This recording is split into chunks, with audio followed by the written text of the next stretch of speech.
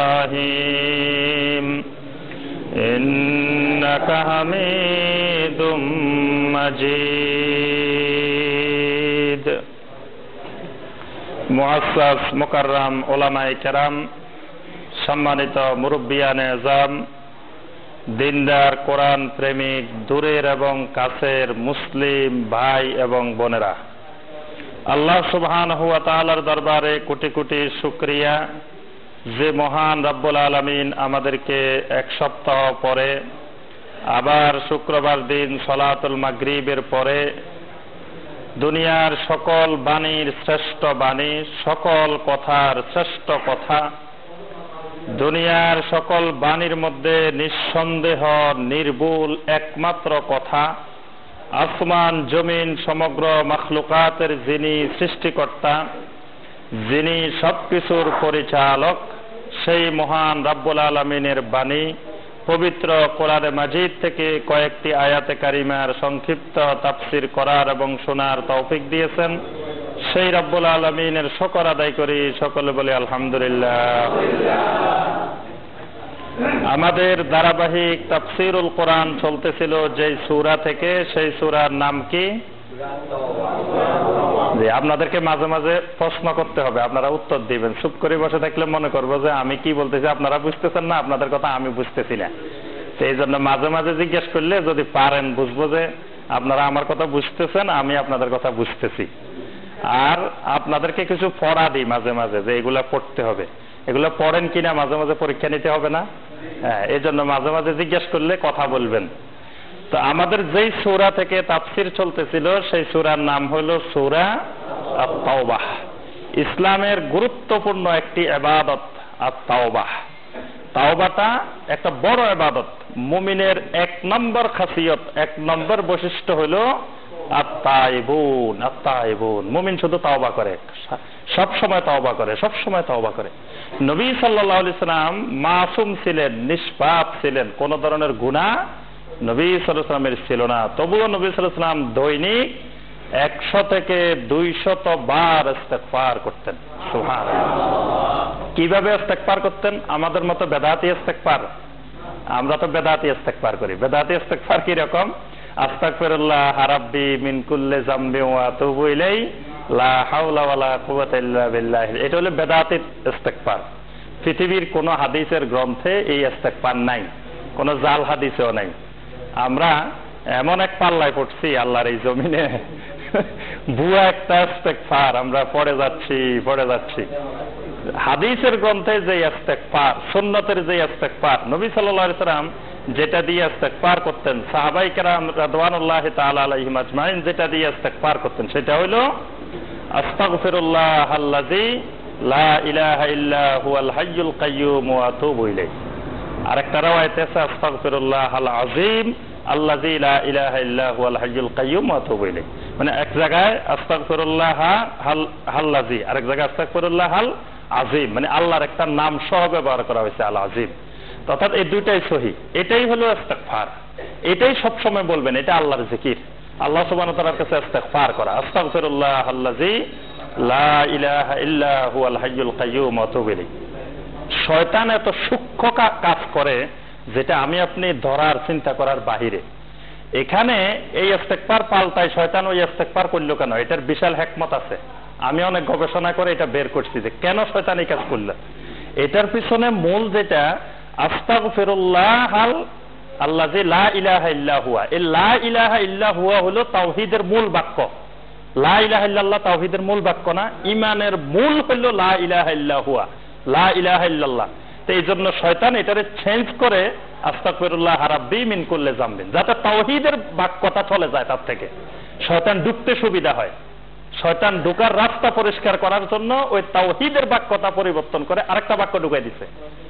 এই জন্য ওই তাওহীদের বাক্য মুমিনের মধ্যে যত বেশি থাকবে, মুমিনের ঈমান তত শক্ত হবে, মজবুত হবে। এই জন্য ইস্তেগফার করতে হবে কিভাবে? আস্তাগফিরুল্লাহাল্লাযী লা ইলাহা ইল্লা হুয়াল হাইয়ুল কাইয়্যুম ওয়া আতুবু ইলাইহি। আরেকটা হলো এখানে আল হাইয়ুল কাইয়্যুম আছে। আল্লাহর আরো দুইটা শক্ত নাম। আল্লাহ সুবহানাহু ওয়া তাআলার নাম কয়টা? প্রথম কথা হলো অসংখ্য, অসংখ্য নাম, ওয়ালিল্লাহিল আসমাউল হুসনা, ফালাহুল আসমাউল হুসনা, কুলিদুল্লাহ বিদুর রহমান আইয়ামান তাদউ ফালাহুল আসমাউল হুসনা। আল্লাহ বলছে অনেক সুন্দর সুন্দর নাম। তবে আল্লাহ সেই নাম থেকে আল্লাহ আমাদেরকে কয়টা জানাইছেন? 99টা। সুতরাং এই 99 নামের মধ্যে শক্ত দুটা নাম হলো আল হাই, আল কাইয়ুম। এই দুইটা যদি কারো মধ্যে থাকে তো ইবলিস তারে এই রাস্তাতে দেখলে আরেক রাস্তাতে পলাইব। এই জন্য আয়াতুল কুরসির এত ফজিলত। আল্লাহু লা ইলাহা ইল্লা হুয়া আল হাইয়ুল কাইয়ুম। হাই মানে হলো চিরঞ্জীব, মানে একমাত্র আল্লাহ সুবহানাহু ওয়া তাআলা চিরঞ্জীব। যদি কেউ আসে আমার আপনারে কয় খিজিরও মরে নাই, এই যে ধরে ফেলছেন, আমার আল্লাহ ছাড়া দুনিয়ার কেউ চিরঞ্জীব না, সুতরাং খিজির অবশ্যই মরে গেছে, খিজির জীবিত নাই। যদি কেউ আসে আপনারে বলে মুহাম্মদ সাল্লাল্লাহু আলাইহি ওয়াসাল্লাম মরে নাই, জানো যে মুহাম্মদ হায়াতুন নবী, এই আল হাইয়ুল কাইয়ুম দিয়ে আপনি সাথে সাথে ধরে ফেলতে পারবেন যে আমার আল্লাহ একমাত্র চিরঞ্জীব, মুহাম্মদ সাল্লাল্লাহু আলাইহি ওয়াসাল্লাম চিরঞ্জীব নন, মুহাম্মদ সাল্লাল্লাহু আলাইহি ওয়াসাল্লাম অবশ্যই মারা গেছেন।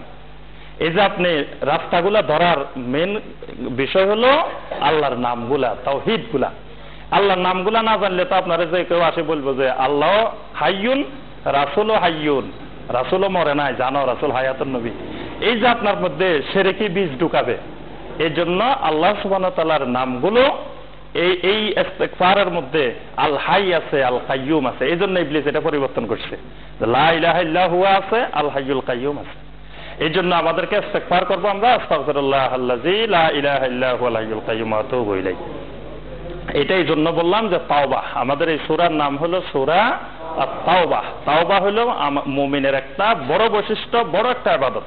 কারণ আমরা রাত দিন গুনার মধ্যে আছি, 24টা ঘন্টায় গুনার মধ্যে ডুবে আছি। ছোট গুনাহ হোক, বড় গুনাহ হোক, যে কোনো ধরনের গুনাহ হোক, ইচ্ছা করে হোক, অনিচ্ছা করে হোক, পরিবেশের কারণে হোক, যে কোনো কারণে হোক, সর্বক্ষণ গুনার মধ্যে ডুবে আছি। তাহলে সর্বক্ষণ যেহেতু গুনার মধ্যে ডুবে আছি, আল্লাহ সুবহানাহু ওয়া তাআলা আমাদেরকে কতগুলা নাম জানাইছেন।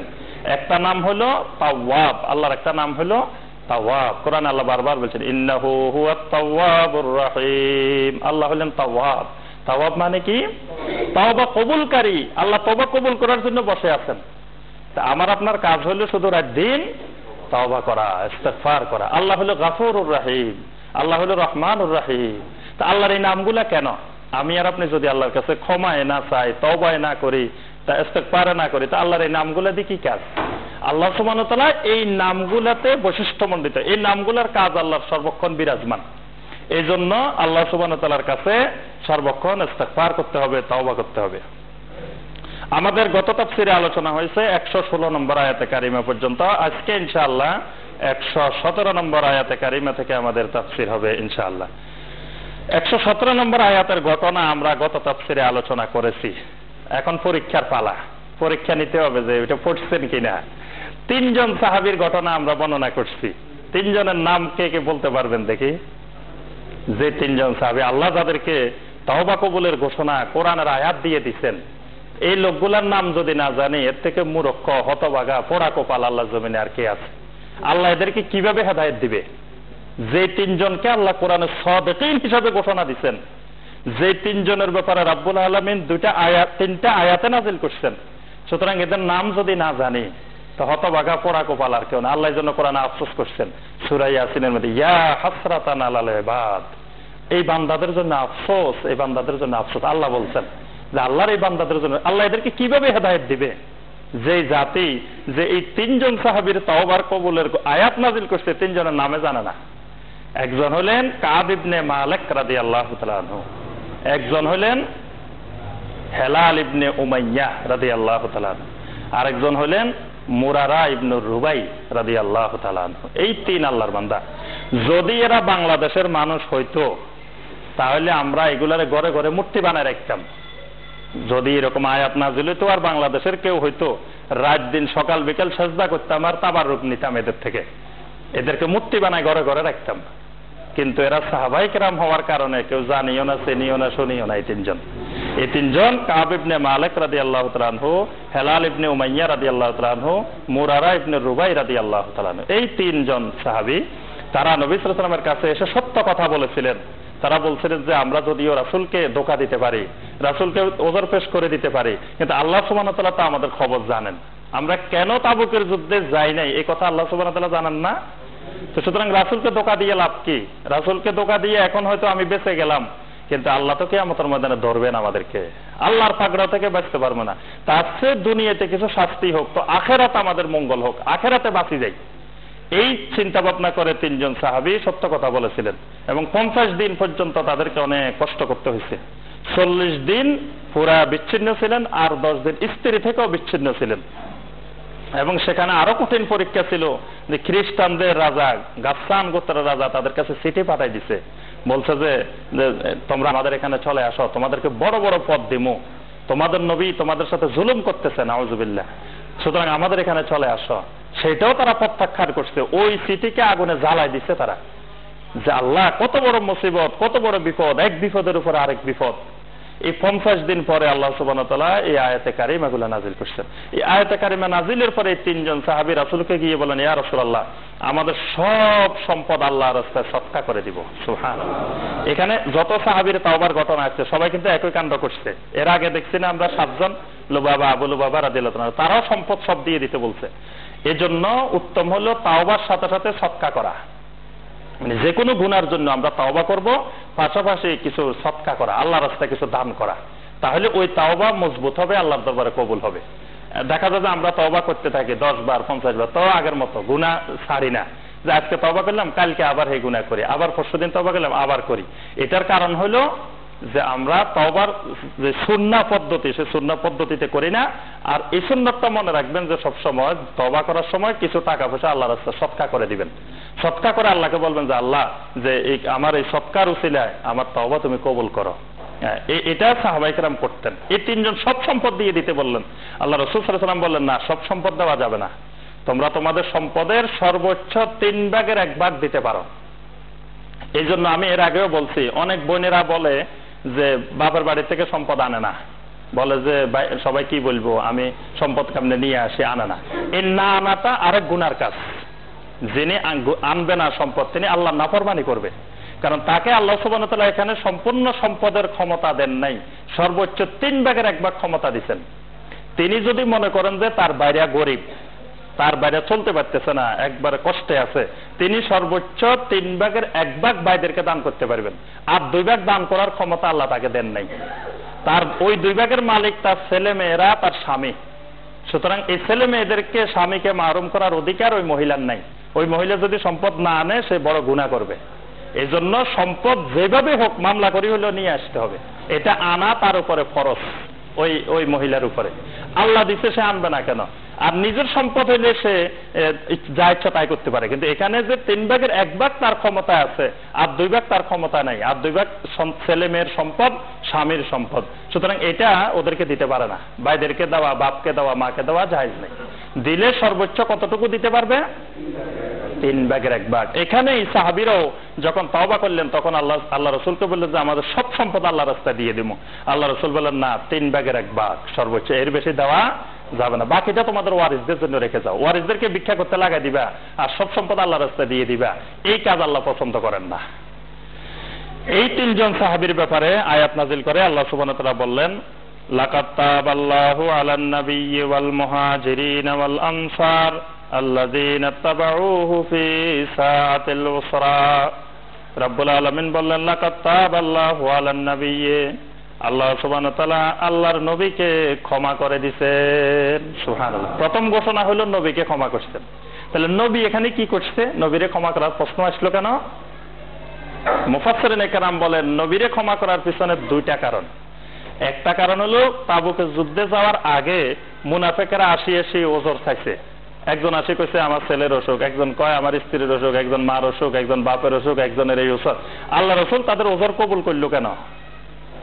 এরা মুনাফিক, মিথ্যা কথা বলছে, তারপরে রাসূল তাদেরকে ওজর কবুল করে ফেলছে। আবার যখন তাবুকের যুদ্ধ থেকে আসছেন, তখন আসি মিথ্যা ওজর, 80 জন মুনাফিক মিথ্যা ওজর পেশ করছে।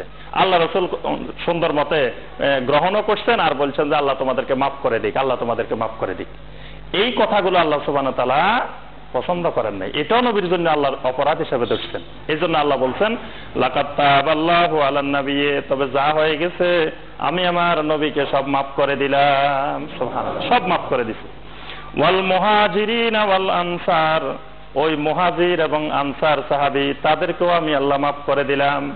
আল্লাযীনা তাবাউহু ফি সাআতিল উসরা, যারা কঠিন কঠিন সময়েও আমার রাসূলকে আমার নবীকে অনুসরণ করেছে। সুবহানাল্লাহ। যত কঠিন পরিস্থিতি হোক, ওই কঠিন পরিস্থিতিতেও যে সকল মুহাজির এবং আনসার সাহাবীরা আমার রাসূলকে সহযোগিতা করছে, আমার রাসূলকে অনুসরণ করছে, তাদেরকেও আমি আল্লাহ মাফ করে দিলাম। এখানে কিন্তু সব মুহাজির আনসারের আল্লাহ মাফ করে নাই, কথাটা বলে দিচ্ছেন আল্লাযীনা তাবাউহু ফি সাআতিল উসরা, আমার রাসূল তাবুকের ময়দানে যাবে জীবন দেওয়ার জন্য, আর তোমরা মদিনায় বসে বসে গল্প গুজব করবে আর আল্লাহ মাফ করে দিবে। এই জন্য সবারই আল্লাহ মাফ করেন নাই। বলছেন যে এই কঠিন পরিস্থিতিতে, কঠিন পরিস্থিতি কোনটা? তাবুকের যুদ্ধ। কারণ সেখানে গেলেই জানে যে মরে যাবে, নিশ্চিত যে আল্লাহ রাসূল এবং সাহাবায়ে কেরাম এই রোমের মতো রাষ্ট্রের বিরুদ্ধে যুদ্ধ করে ফিরে আসবে, এটা তো কল্পনার বাহিরে।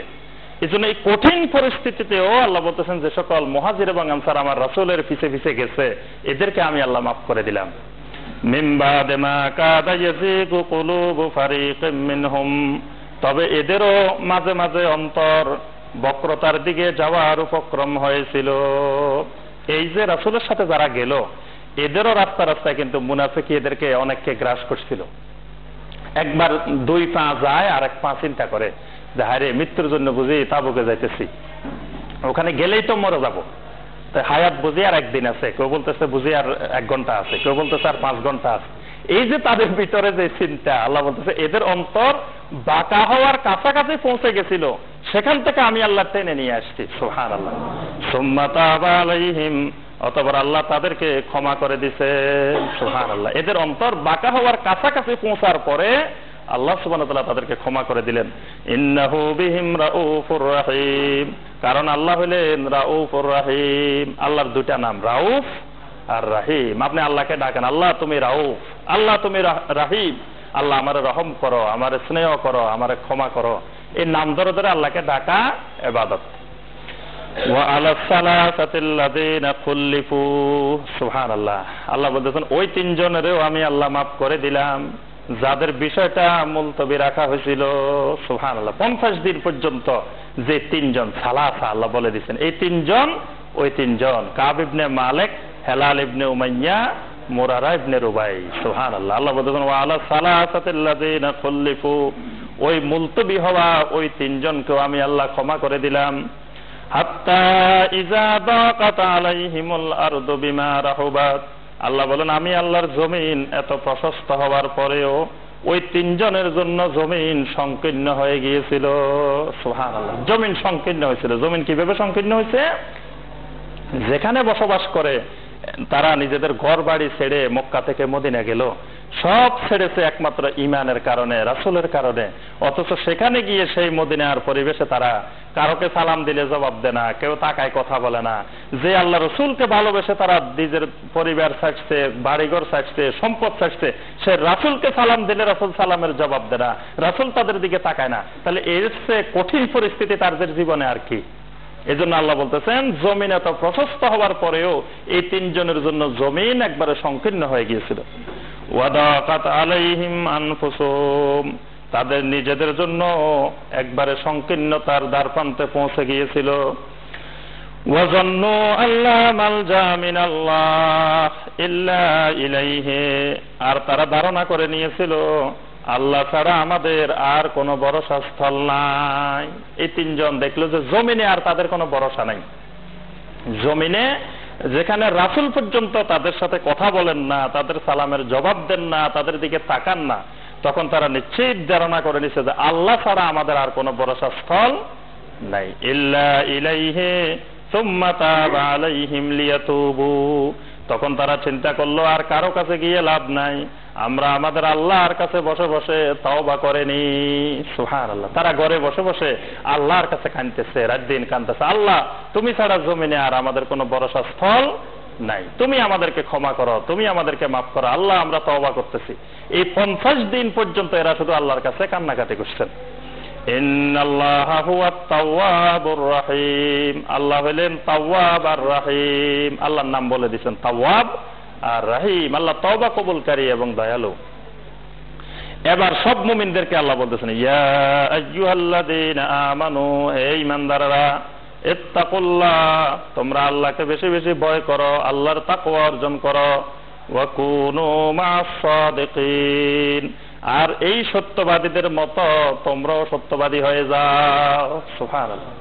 এটা আবার শিরকের বড় এক দলিল, মানে শিরকের বড় দুটা দলিল, শিরকুল করবার বড় দুটা দলিল। একটা হলো সূরা আল মায়েদার 35 ওয়াবতাগু ইলাইহিল ওয়াসিলা, আর একটা হলো সূরা আল তাওবার 119।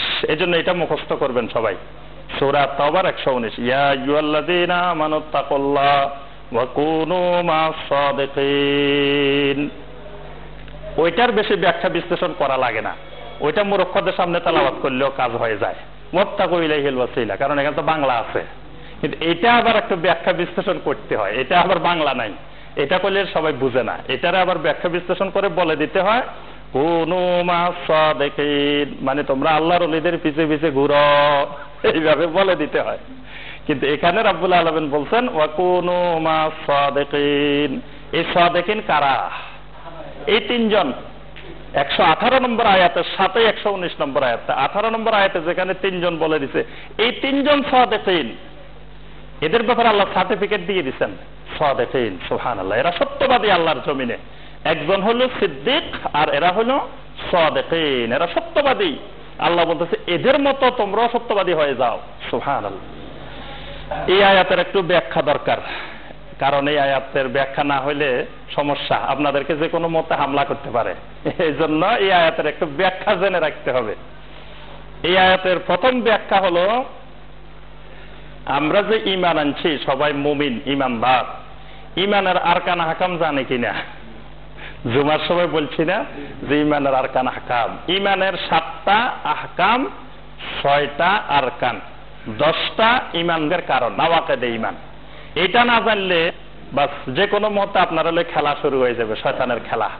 এই জন্য এটা ব্যাখ্যা বিশ্লেষণ সহ মজবুত করে যখন জানবেন, তখন শয়তান এক রাস্তা দিয়ে দেখলে আরেক রাস্তা দিয়ে পলাইব। যেমন ওমরের দেখলে এক রাস্তা দিয়ে দেখলে আরেক রাস্তায় পলাইতো। এই জন্য ঈমানের আরকান আহকাম জানতে হবে। আমাদের দেশে একটা ওই যে ঈমানে মুজমাল বানানো আছে, কিন্তু যে লোকটা বানাইছে আমি চিন্তা করলাম লোকটা কিন্তু খারাপ বানায় নাই, কথাগুলা খুব মজবুত কথা, কথাগুলা খুব স্ট্রং কথা। যে আমানতু বিল্লাহি কামা হুয়া বিআসমাইহি ওয়া সিফাতিহি, যে আল্লাহর উপরে ঈমান আনলাম তেমন ঈমান যেভাবে তিনি আসমা এবং সিফাত, আল্লাহর নাম এবং সিফাত যেমন সেম, এই নাম এবং সিফাতে কোন প্রকারের ব্যাখ্যা বিশ্লেষণ ছাড়া ওইভাবে ঈমান আনছি। এটা ঈমানের একটা তাওহীদের অবিচ্ছেদ্য অংশ, তাওহীদুল আসমা ওয়া সিফাত।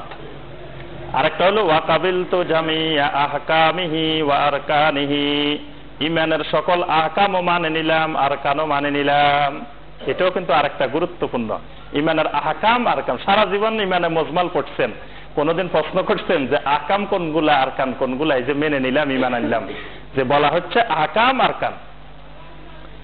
নামাজের আরকান আহকাম জানি আমরা, ঠিক না? আরকান আহকাম কয় ফরজ? 13 ফরজ। নামাজেরটা ভালো করে জানি এবং রাত দিন পড়ানো হয় সব জায়গায়, কিন্তু ঈমানেরটা কোনোদিন পড়াইতেও শুনি নাই, বলতেও শুনি নাই, করতেও শুনি নাই। অথচ ঈমান আগে না নামাজ আগে? ঈমান আগে। ঈমান যদি ঠিক না হয়, নামাজ পড়তে পড়তে পড়তে সব পড়ে ফেললেও লাইন আশরাকতা লা ইয়াহবিতা আমালুহুম, শিরক করলে সমস্ত আমল ধ্বংস হয়ে যাবে। আল্লাহ সুবহানাহু ওয়া তাআলা সূরা আত-তাওবায় বলছেন, সেখানে বলছেন উলাইকা হাবিতাত আমালুহুম ওয়া ফিন-নারি হুম খালিদুন, শিরক করলে স্থায়ীভাবে জাহান্নামে যেতে হবে, সব আমল বরবাদ হয়ে যাবে। তাহলে আগে ঈমান জানতে হবে না নামাজ জানতে হবে? ঈমান জানতে হবে। ঈমানের আরকান আহকাম জানার পরে যায় নামাজের আরকান আহকাম। এমন দেশে আমরা জন্ম নিয়েছি যে দেশে নামাজের আরকান আহকাম জানে, ঈমানের আরকান আহকাম জানে না।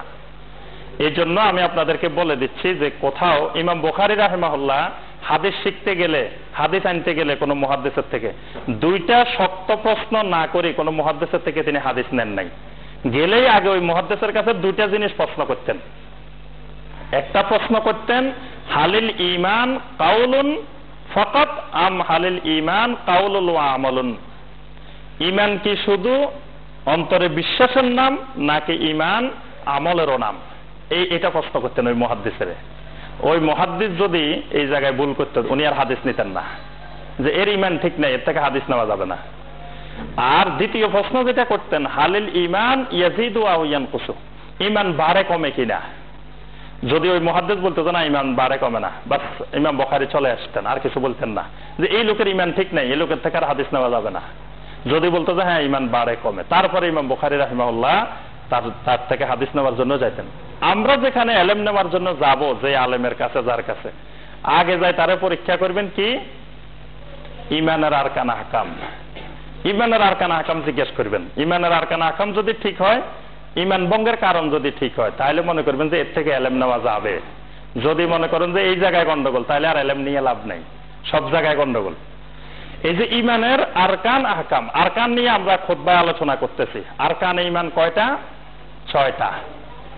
আরকানে ইমান 6টা। একটা হলো আল ইমান বিল্লাহ, এক নম্বর হলো আল ইমান বিল্লাহ, আল্লাহর প্রতি ইমান, সেটা তো আমরা আলোচনা করতেছি, চলতেছে। 2 নম্বর হলো আল ইমান বিল মালাইকা, ফেরেশতাদের প্রতি ইমান। 3 নম্বর আল ইমান বিল কুতুব, আল্লাহর কিতাব সমূহের প্রতি ইমান। 4 নম্বর আল ইমান বিল রসুল, আল্লাহ রাসূলদের প্রতি ইমান। 5 নম্বর আল ইমান বিল ইয়াউমিল আখির, আখিরাত দিবস, কিয়ামত দিবসের প্রতি ইমান।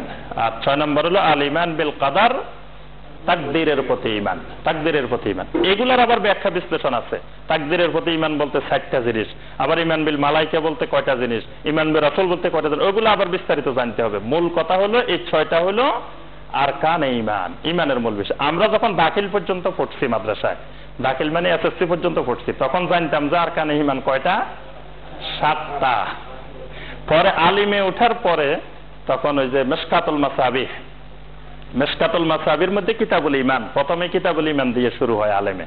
তো কিতাবুল ইমান পড়ানোর সময় 2 নম্বর হাদিসে তো হাদিসে জিবরিল, 1 নম্বর হাদিস হলো ইন্নামাল আমালু বিন্নিয়াত, 2 নম্বর হাদিসে হলো এই হাদিসে জিবরিল। হাদিসে জিবরিলের মধ্যে যখন আমরা গেলাম, তখন জিবরিল আলাইহিস সালাম রাসূলকে জিজ্ঞেস করতেছেন যে ইয়া রাসূলুল্লাহ, ঈমান সম্পর্কে বলেন তো। আল্লাহ রাসূল বললেন ঈমান হলো এই 6টা জিনিস। তখন উস্তাদরে ধরলাম যে রাসূল বললেন 6টা, আমরা এতদিন 7টা পড়লাম কেন? কিন্তু উস্তাদ এটা সঠিক কোনো জবাব দিতে পারেন নাই। তখন আমরা এত গভীর বুঝি নাই, পরবর্তীতে বুঝতে পারছি জিনিসটা, যে উস্তাদ সঠিক কোনো জবাব দিতে পারেন নাই। যে মানে তাহলে বোঝা যায় ওনারও ঈমান পরিষ্কার না, তা আমাদের আর পরিষ্কার হবে কোথা থেকে? উনি কিন্তু সবচেয়ে ভালো আলেম, আমাদেরকে যিনি হাদিস পড়াইতেন এবং অনেক পড়াশোনা করতেন, খুব ভালো দার্স দিতেন ইলমে হাদিসের, মিশকাতুল মাসাবি যিনি পড়াইছেন, কিন্তু তার এই অবস্থা, তাহলে আবার অন্যদের তো আর বলাই লাগে না কি অবস্থা। এই যে আরকান ঈমান নিয়ে, ঈমানের মূল যে বিষয়, সেখানেই শয়তান হামলা চালাইছে, আমাদেরকে 6টার জায়গায় 7টা বানাই দিছে, আরেকটা বানাই দিছে। আচ্ছা গেল, এই হলো আরকান ঈমান। আহকামে ঈমান, এবার আসুন আহকামে ঈমান মানে, আরকান ঈমান হলো ঈমানের ভিতরের জিনিস, ওই যে নামাজের আরকান যেগুলো, এগুলো ভিতরের, আহকামগুলা বাহিরের। ঈমানেরও ঠিক ভিতরের এই 6টা, বাহিরে আছে 7টা। এই বাহিরের 7টা তো কামেল পাস করে ফেলছি, মুহাদ্দিস হয়ে গেছি, তারপরেও জানতাম না। কত বড় আশ্চর্যজনক বিষয়। এখন মানে চিন্তা করলে আমার মাথা ঘুরাই উঠে যে কোন দেশে পড়াশোনা করলাম, কোন দেশে আলেম হইলাম, যে কামিলে মাদ্রাসা বোর্ডে 3rd স্ট্যান্ড করলাম, সারা বাংলাদেশে 3rd হইলাম। হাদিসের প্রত্যেকটা সাবজেক্টে 80-এর উপরে নাম্বার পাইছি, লেটার মার্কস পাইছি। বুখারী, মুসলিম, তিরমিজি, নাসাই, আবু দাউদ, ইবনে মাজাহ, 6 পত্রে 80-এর উপরে নাম্বার পাইছি। তারপরে তাফসীরে কাশফ বাইজাবি, একটাতে 88 পাইছি, একটাতে 90 পাইছি। তাহলে এরকম ছাত্র বাইবাতে 99 দিব না 95 দিব, এটাই ওনাদের মধ্যে ঝগড়া। 100-এর মধ্যে 99 দিব না 95 দিব। এখন ওখানে 7 জন ছিলেন, মাদ্রাসার প্রিন্সিপাল, ভাইস প্রিন্সিপাল, হেড মুহাদ্দিস, হেড মুফতি, তারা বলতেছে 99 দিতে হবে। এখন যিনি গেছেন উনি হলেন চন্দ্রগঞ্জ, নোয়াখালী কারামতি আলিয়া মাদ্রাসার প্রিন্সিপাল, আল্লাহ তার এলেম এবং হায়াতে বরকত দান করুক। তিনি বলতেছেন না, মাদ্রাসা বোর্ড থেকে চিঠি আসছে যে কোনো ছাত্রকে অত্যাধিক নাম্বার দেওয়া যাবে না, দিলে আমাদেরকে মাদ্রাসা বোর্ডে জবাবদিহি করতে হবে। উনি যদি অন্যান্য সাবজেক্টে ওই পরিমাণ নাম্বার না পায়, তাহলে তাকে জবাবদিহি করতে হবে। তো প্রিন্সিপাল বলে যে ওই জবাবদিহির দায়িত্ব আমার, আপনি 99 দেন, উনি যদি 80-এর নিচে কোনো সাবজেক্টে নাম্বার পায়, ওইটার দায়িত্ব আমার, আমি জবাব দিব মাদ্রাসা বোর্ড। তাও লাস্টে সর্বনিম্ন 95 দিছে। তাহলে ওই ছাত্রই জানে না যে ঈমানের আহকাম আছে। আবার পাস করে এসে এক মাদ্রাসায় মুহাদ্দিসও ছিলাম, একটা কামেল মাদ্রাসায় সহিহ মুসলিম পড়াইতাম, আবু দাউদ পড়াইতাম। বেশি দিন পড়াই নাই, অল্প কয়েকদিন পড়াইছি, তাও জানি না যে ঈমানের আহকাম আছে। তাহলে ওই দেশের আপনারা কি জানবেন? আর আপনাদের তো প্রশ্নই আসে না জানার। তাহলে ওই দেশে ইমানের কত দুর্দশা, ইমানের বিষয় কত মানে অবহেলার মধ্যে আছে, যে ইমানের কোনো খবরে নাই। শুধু ওই নামাজ কেমনে পড়তে হবে, রোজা কেমনে রাখতে হবে, হজ কেমনে করতে হবে, যাকাত কেমনে করতে হবে, আমলের খবর, ইমানের কোনো খবর নাই। পরবর্তীতে দেখলাম আকীদার সকল কিতাবের মধ্যে এই আহকামে ঈমান এবং আরকানে ঈমান নিয়ে আলোচনা করা আছে। আহকামে ঈমান হলো 7টা। 1 নম্বর হলো আল এলম। এলম হলো জ্ঞান। মানে কোন ব্যক্তি না জেনে না বুঝে অন্ধভাবে ঈমান আনলে, অন্ধভাবে কালেমা পড়লে সে মুসলিম হবে না, মুমিন হবে না। এলেম লাগবে। কোরআনে কারিমে সূরা মুহাম্মদের 19 নম্বর আয়াতে আল্লাহ বলছেন, ফালাম আন্নাহু লা ইলাহা ইল্লাল্লাহ, জেনে রাখো আল্লাহ ছাড়া কোনো ইলাহ নাই। এখানে আল্লাহ নির্দেশ দিচ্ছেন ফালাম, এলেম অর্জন করো, জানো।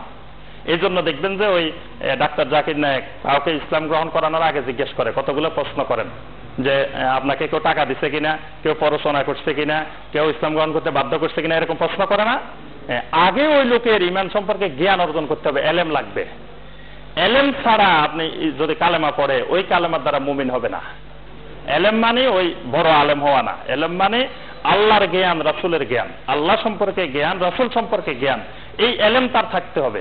এজন্য আল্লাহ নির্দেশ দিয়েছেন ফালাম আন্নাহু লা ইলাহা ইল্লাল্লাহ, যে তোমরা জেনে রাখো, তোমরা এলেম শিখো যে আল্লাহ ছাড়া কোনো ইলাহ নেই। এটা আগে জানতে হবে। এজন্য কোরআনের প্রথম ওহী হলো ইকরা, পড়ো, জানো, বুঝো। না জেনে না বুঝে অন্ধভাবে ঈমান আনিও না, যে সবাই মুসলমান হয়ে যাচ্ছে আমিও মুসলিম হয়ে যাই, এরকম না। এটা দল যেদিকে যাচ্ছে আমিও সেদিকে যাবো, এরকম না। 1 নম্বর হলো এলম। আমরা সংক্ষেপে ব্যাখ্যা করবো, এটা ব্যাখ্যা করতে গেলে আবার তাফসীরের পুরো সময় চলে যাবে। 2 নম্বর হলো আল ইয়াকিন, ইয়াকিন লাগবে। ইমানের 2 নম্বর আহকাম, ইয়াকিন। ইয়াকিন মানে হলো দৃঢ় বিশ্বাস, খালি বিশ্বাস না, একবারে দৃঢ় বিশ্বাস যে ইমানের যে বিষয়গুলো, এগুলোর প্রতি কঠিন বিশ্বাস।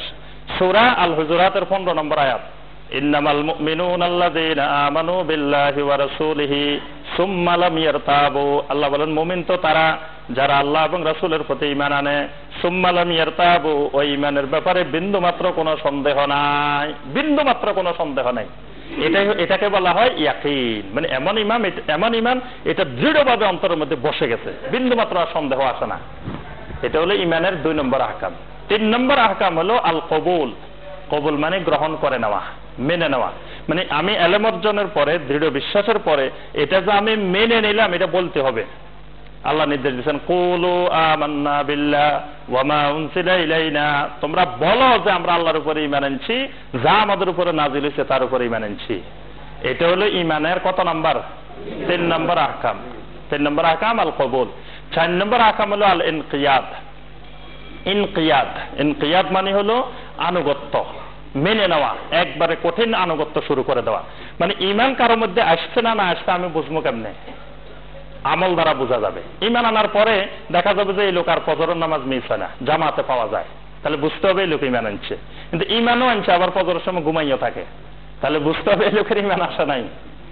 এই ইনকিয়াদ মানে আল্লাহর আনুগত্য, আল্লাহর হুকুমের সামনে মাথা নত করে দেওয়া। আল্লাহ বলছেন সুম্মা আনিবু ইলাইহি ওয়া আসলিমু লাহু, তোমরা আল্লাহর দিকে এগিয়ে আসো, আল্লাহর সামনে আত্মসমর্পণ করে দাও। মানে তোমার ইচ্ছার আর কোনো মূল্য নাই, সব ইচ্ছা আল্লাহর কাছে ছেড়ে দাও। এটা হলো কয় নম্বর? 4 নম্বর। 5 নম্বর হলো আসিদক। সিদক মানে সত্যবাদিতা। ঈমানের ব্যাপারে, ঈমান আনার পরে এই লোকটা সত্য গ্রহণ করার ব্যাপারে এক পায়ে খাড়া থাকবে। মানে যখনই সত্য পাবে পাওয়ার দেরি, গ্রহণ করতে দেরি নেই। এটাকে বলা হয় সিদক। মানে সাহাবায়ে কেরামের এরকম ঈমান ছিল, এরা খালি আয়াত নাজিল হইবে দেরি, আমলে দেরি নেই। রাত্রে আয়াত নাজিল হয়েছে এশার নামাজের পরে যে নারীদেরকে বড় ওড়না পড়তে বলছে, সাহাবায়ে কেরাম বাড়িতে যায় রাত্রে তেলাওয়াত করে শুনাইছে, রাতে ঘুমানোর আগে ওড়না কেটে, কাপড় কেটে ওড়না বানায় ফেলছে। সুবহানাল্লাহ। ফজরের নামাজে সকল মহিলা সাহাবী ওই ওড়না গায়ে দিয়ে মসজিদে আসছে। তাহলে রাত্রে আসার সময় আয়াত নাজিল হয়েছে, ফজরে তারা সবাই ওড়না নিয়ে এসে, তাও আবার নিশ্চিত হয় নাই যে ওড়না ঠিক হচ্ছে কিনা। সকালবেলা দলে দলে আয়েশা রাদিয়াল্লাহু তাআলা আনহার কাছে দৌড় দিছে মহিলারা, যে আল্লাহ যে আমাদেরকে ওড়না পড়তে বলছে, এটা কি সেই ওড়না হয়েছে? আয়েশা রাদিয়াল্লাহু তাআলা আনহা বললেন, এই ওড়নাটা মাথা থেকে শুরু করে কোমর পর্যন্ত হইতে হবে, এটাই আল্লাহ বুঝাতে চেয়েছেন। সুবহানাল্লাহ। এইভাবে আয়াত নাজিলের দেরি, গ্রহণ করতে দেরি নেই। নবী সাল্লাল্লাহু আলাইহি ওয়াসাল্লামের একটা হাদিস বলার দেরি, গ্রহণ করতে দেরি নেই। উকবা ইবনে আমের আল জুহানি রাদিয়াল্লাহু তাআলা, ওনার কথা আরো একদিন বলছিলাম, ওনারা 12 জন একসাথে ইসলাম গ্রহণ করছেন।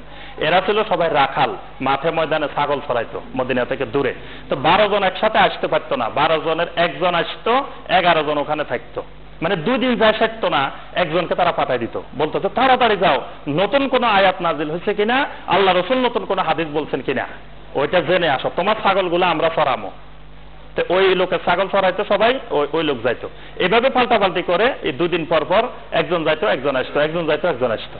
উকবা ইবনে আমের আল জুহানি রাদিয়াল্লাহু তাআলা আনহু, এবার উনার পালা আসলো, উনি গেল, উনি যাই মসজিদে নববীতে একদিন রয়েছে। আল্লাহ নবী সাল্লাল্লাহু আলাইহি সাল্লাম এই রাখালের সার্বিক চরিত্র, উঠা বসা, কথাবার্তা দেখলেন। দেখে আল্লাহ রাসূল দেখলেন এই লোকটাকে আল্লাহর দ্বীনের জন্য দরকার। সুবহানাল্লাহ। এই লোক বিদায় নেওয়ার সময় রাসূলকে বলতেছেন, ইয়া রাসূলুল্লাহ সাল্লাল্লাহু আলাইহি সাল্লাম, আমি যাই, আমার ছাগল রয়ে গেছে। আল্লাহ রাসূল সাল্লাল্লাহু আলাইহি সাল্লাম তাকে বললেন যে তোমার কাছে 12 জন উত্তম না একজন উত্তম? সুবহানাল্লাহ। মানে এটার অর্থ কি, যে ওই 12 জনের কাছে যাইবা না আমি একজনের কাছে থাকবা? সুবহানাল্লাহ। তখন উনি কেঁদে উঠলেন, কেঁদে উঠে বললেন, ইয়া রাসূলুল্লাহ, একজনে আমার কাছে উত্তম। সুবহানাল্লাহ। উনি আর ছাগল চড়াইতে যান নাই, এই মৃত্যু পর্যন্ত, নবী সাল্লাল্লাহু আলাইহি ওয়াসাল্লামের ইন্তেকাল পর্যন্ত তিনি মসজিদে নববীতে থাকতেন, নবী সাল্লাল্লাহু আলাইহি ওয়াসাল্লামের কাছে থাকতেন। সুবহানাল্লাহ। পরবর্তীতে এক যুদ্ধে তাকে সেনাপতি বানানো হয়েছে, উকবা ইবনে আমের আল জুহানি রাদিয়াল্লাহু তাআলা। তাহলে এই যে সত্য গ্রহণ, সিদক, এটা হলো ঈমানের 5 নম্বর আহকাম। এটাই আল্লাহ এখানে বলছেন, ইয়া আইয়ুহাল্লাযীনা আমানুত্তাকুল্লাহ ওয়া কুনু মা'আস সাদিকিন, তোমরা এরকম সত্যবাদী হয়ে যাও ঈমানের ব্যাপারে। এটাই হলো কুনু মা'আস সাদিকিন, ঈমানের 5 নম্বর শাখা। 6 নম্বর শাখা, 6 নম্বর আহকাম। 6 নম্বর আহকাম হলো আল ইখলাস। ঈমানের ব্যাপারে খুলুসিয়ত থাকতে হবে, যে আমি ইসলাম গ্রহণ করলে এখানে সব যেহেতু মুসলিমের দেশ, কিছু সুবিধা পাবো, এই উদ্দেশ্যে আমি ইসলাম গ্রহণ করলাম। বা ইসলাম গ্রহণ করলে আমার অমুক মেয়েরে বিয়ে করতে পারবো, এরকমও মাঝে মাঝে ইসলাম গ্রহণ করে। এখন যেগুলো ইসলাম গ্রহণ করে বেশিরভাগই এরকম, ওই বিয়ে করার জন্য ইসলাম গ্রহণ করে। কদিন আগে আমাকে ভাই নিয়ে যেতে চাইছিল এক জায়গায়, যে ইসলাম গ্রহণ করানোর জন্য। পরে ওই মেয়ের বাবা বলছে যে হুজুরে বেশি বাড়াবাড়ি করে এরকম হুজুর দরকার নাই, যে হুজুরে বেশি প্রশ্ন করে এরকম হুজুর আনা দরকার নাই। কারণ ওই হুজুরে তো প্রশ্ন করবো, ও তো কিছু জানে না, ও তো বিয়ের উদ্দেশ্যে ইসলাম গ্রহণ করতেছে। আর বিয়ের উদ্দেশ্যে ইসলাম গ্রহণ করলে তো সেটা ইসলাম না, সেটা তো শয়তানি, সেটা বন্দামি। ওই ইসলামের তো দরকার নাই, ওই মুসলিম বানানোর দরকার নাই, নবী সাল্লাল্লাহু আলাইহি ওয়াসাল্লামের ওই উম্মত বাড়ানো দরকার নাই। যেগুলো আছে সেগুলাই চলে যাচ্ছে, নতুন করে ওইরকম মুসলিম বানানোর দরকারটা কি? হ্যাঁ, তো এরকম যদি ওই মনে করে যে ইসলাম গ্রহণ করলে সুবিধা পাবো, এই ইখলাস যদি না থাকে ওইটা ঈমান হবে না। এটা হলো 6 নম্বর। আল্লাহ সুবহানাহু ওয়া তাআলা বলেন, ওয়া মা উমিরু ইল্লা লিয়াবুদুল্লাহা মুখলিসিনা লাহুদ্দিন, আল্লাহর ইবাদত করতে হবে ইখলাসের সাথে। 7 নম্বর হলো আল মুহাব্বাহ, ভালোবাসা, আল্লাহ এবং তার রাসূলের ভালোবাসা। এটাই আল্লাহ বলছেন যে কুল ইন কুনতুম তুহিব্বুনাল্লাহা ফাত্তাবিউনি ইউহিব্বুকুমুল্লাহ, সূরা আলে ইমরানের 31 নম্বর আয়াত। যে তোমরা যদি আল্লাহকে ভালোবাসতে চাও তাহলে তোমরা রাসূলের ইত্তেবা করো, আল্লাহ তোমাদেরকে ভালোবাসবেন। সুবহানাল্লাহ। নবী সাল্লাল্লাহু আলাইহি ওয়াসাল্লাম বলেন, লা ইউমিনু আহাদুকুম হাত্তা আকুনা হাব্বা ইলাইহি মিন ওয়ালিদিহি ওয়া ওয়ালাদিহি ওয়ান নাসি আজমাইন, তোমরা ততক্ষণ পর্যন্ত মুমিন হতে পারবে না যতক্ষণ তোমাদের মা বাবা, সন্তান সন্ততি তোমাদের নিজেদের চেয়ে আমি রাসূলকে ভালোবেসে না বাসবা। সুবহানাল্লাহ। তাহলে এই আল্লাহ এবং রাসূলের ভালোবাসা, এটাই ঈমানের একটা আহকাম। তাহলে 7টা পাইলেন, আল ইলম, আল ইয়াকিন, তারপরে আল কবুল, আল ইনকিয়াদ, তারপরে আস-সিদক, আল ইখলাস, আল মুহাব্বাহ। এই 7টা হলো ঈমানের আহকাম, আর 6টা হলো আহকাম। আর নাওয়াকিজে ঈমান আমরা আরেকদিন আলোচনা করব ইনশাআল্লাহ। এখানে আমরা ঈমানের যে 5ম আহকাম, সেটাই হলো কুনু মা'আস সাদিকিন। এবার আসি আমরা কোরআনে কারীমের তাফসীরের ব্যাপারে কিছু নীতিমালা আছে। কোন আয়াতের তাফসীর করতে হলে ইমাম তাবারী রাহিমাহুল্লাহ কিছু নীতিমালা দিয়ে গেছেন আমাদেরকে। আহলুস সুন্নাহ ওয়াল জামাতের প্রথম তাফসীর কোনটা? তাফসীরে তাবারী। ইমাম তাবারী রাহিমাহুল্লাহ আহলুস সুন্নাহ ওয়াল জামাতের প্রথম তাফসীরের ইমাম। তিনি 310 হিজরিতে ইন্তেকাল করেছেন। তিনি তার ছাত্ররা ধরলেন সবাই মিলে যে আপনি একটা তাফসীর লিখে দেন আমাদের জন্য। তো তিনি বললেন যে আচ্ছা ঠিক আছে, তোমাদের জন্য ছোট্ট করে একটা তাফসীর লিখবো, সেটা হবে 30,000 পৃষ্ঠা। একবারে ছোট্ট করে লিখবেন উনি, সেটা হবে কত পৃষ্ঠা? 30,000 পৃষ্ঠা। ছাত্ররা বলে যে আল্লাহু আকবার, এত বেশি তো আমাদের পক্ষে সম্ভব না, ছোট্ট করে লেখেন। তো পরে বললো যে আচ্ছা ঠিক আছে যাও, ছোট্ট করে 30,000 পৃষ্ঠারে 3,000 পৃষ্ঠা লিখবো। সুবহানাল্লাহ। পরে উনি আমাদের জন্য একটা তাফসীর লিখে গেছেন 3,000 পৃষ্ঠা। এটাই কিয়ামত পর্যন্ত আহলুস সুন্নাহ ওয়াল জামাতের জন্য একবারে নির্ভরযোগ্য তাফসীর, তাফসীরে তাবারি। তো এই তাফসীরে তাবারি লিখতে গিয়ে তিনি কিছু পদ্ধতি বলছেন যে কোরআনের তাফসীরের পদ্ধতি। 1 নম্বর পদ্ধতি হলো তাফসীরুল কোরআন বি আয়াতের রহমান। কোরআনের তাফসীর করতে হবে এক আয়াতের তাফসীর আরেক আয়াত দিয়ে। এটা হলো 1 নম্বর ফর্মুলা। যেমন কোরআনে কারিমে আল্লাহ বলছেন সিরাতাল্লাযিনা আনআমতা আলাইহিম, আল্লাহ তুমি আমাদেরকে ওই রাস্তা দেখাও যে রাস্তায় তোমার নিয়ামত পাইছে। এখন নিয়ামত কারা পাইছে?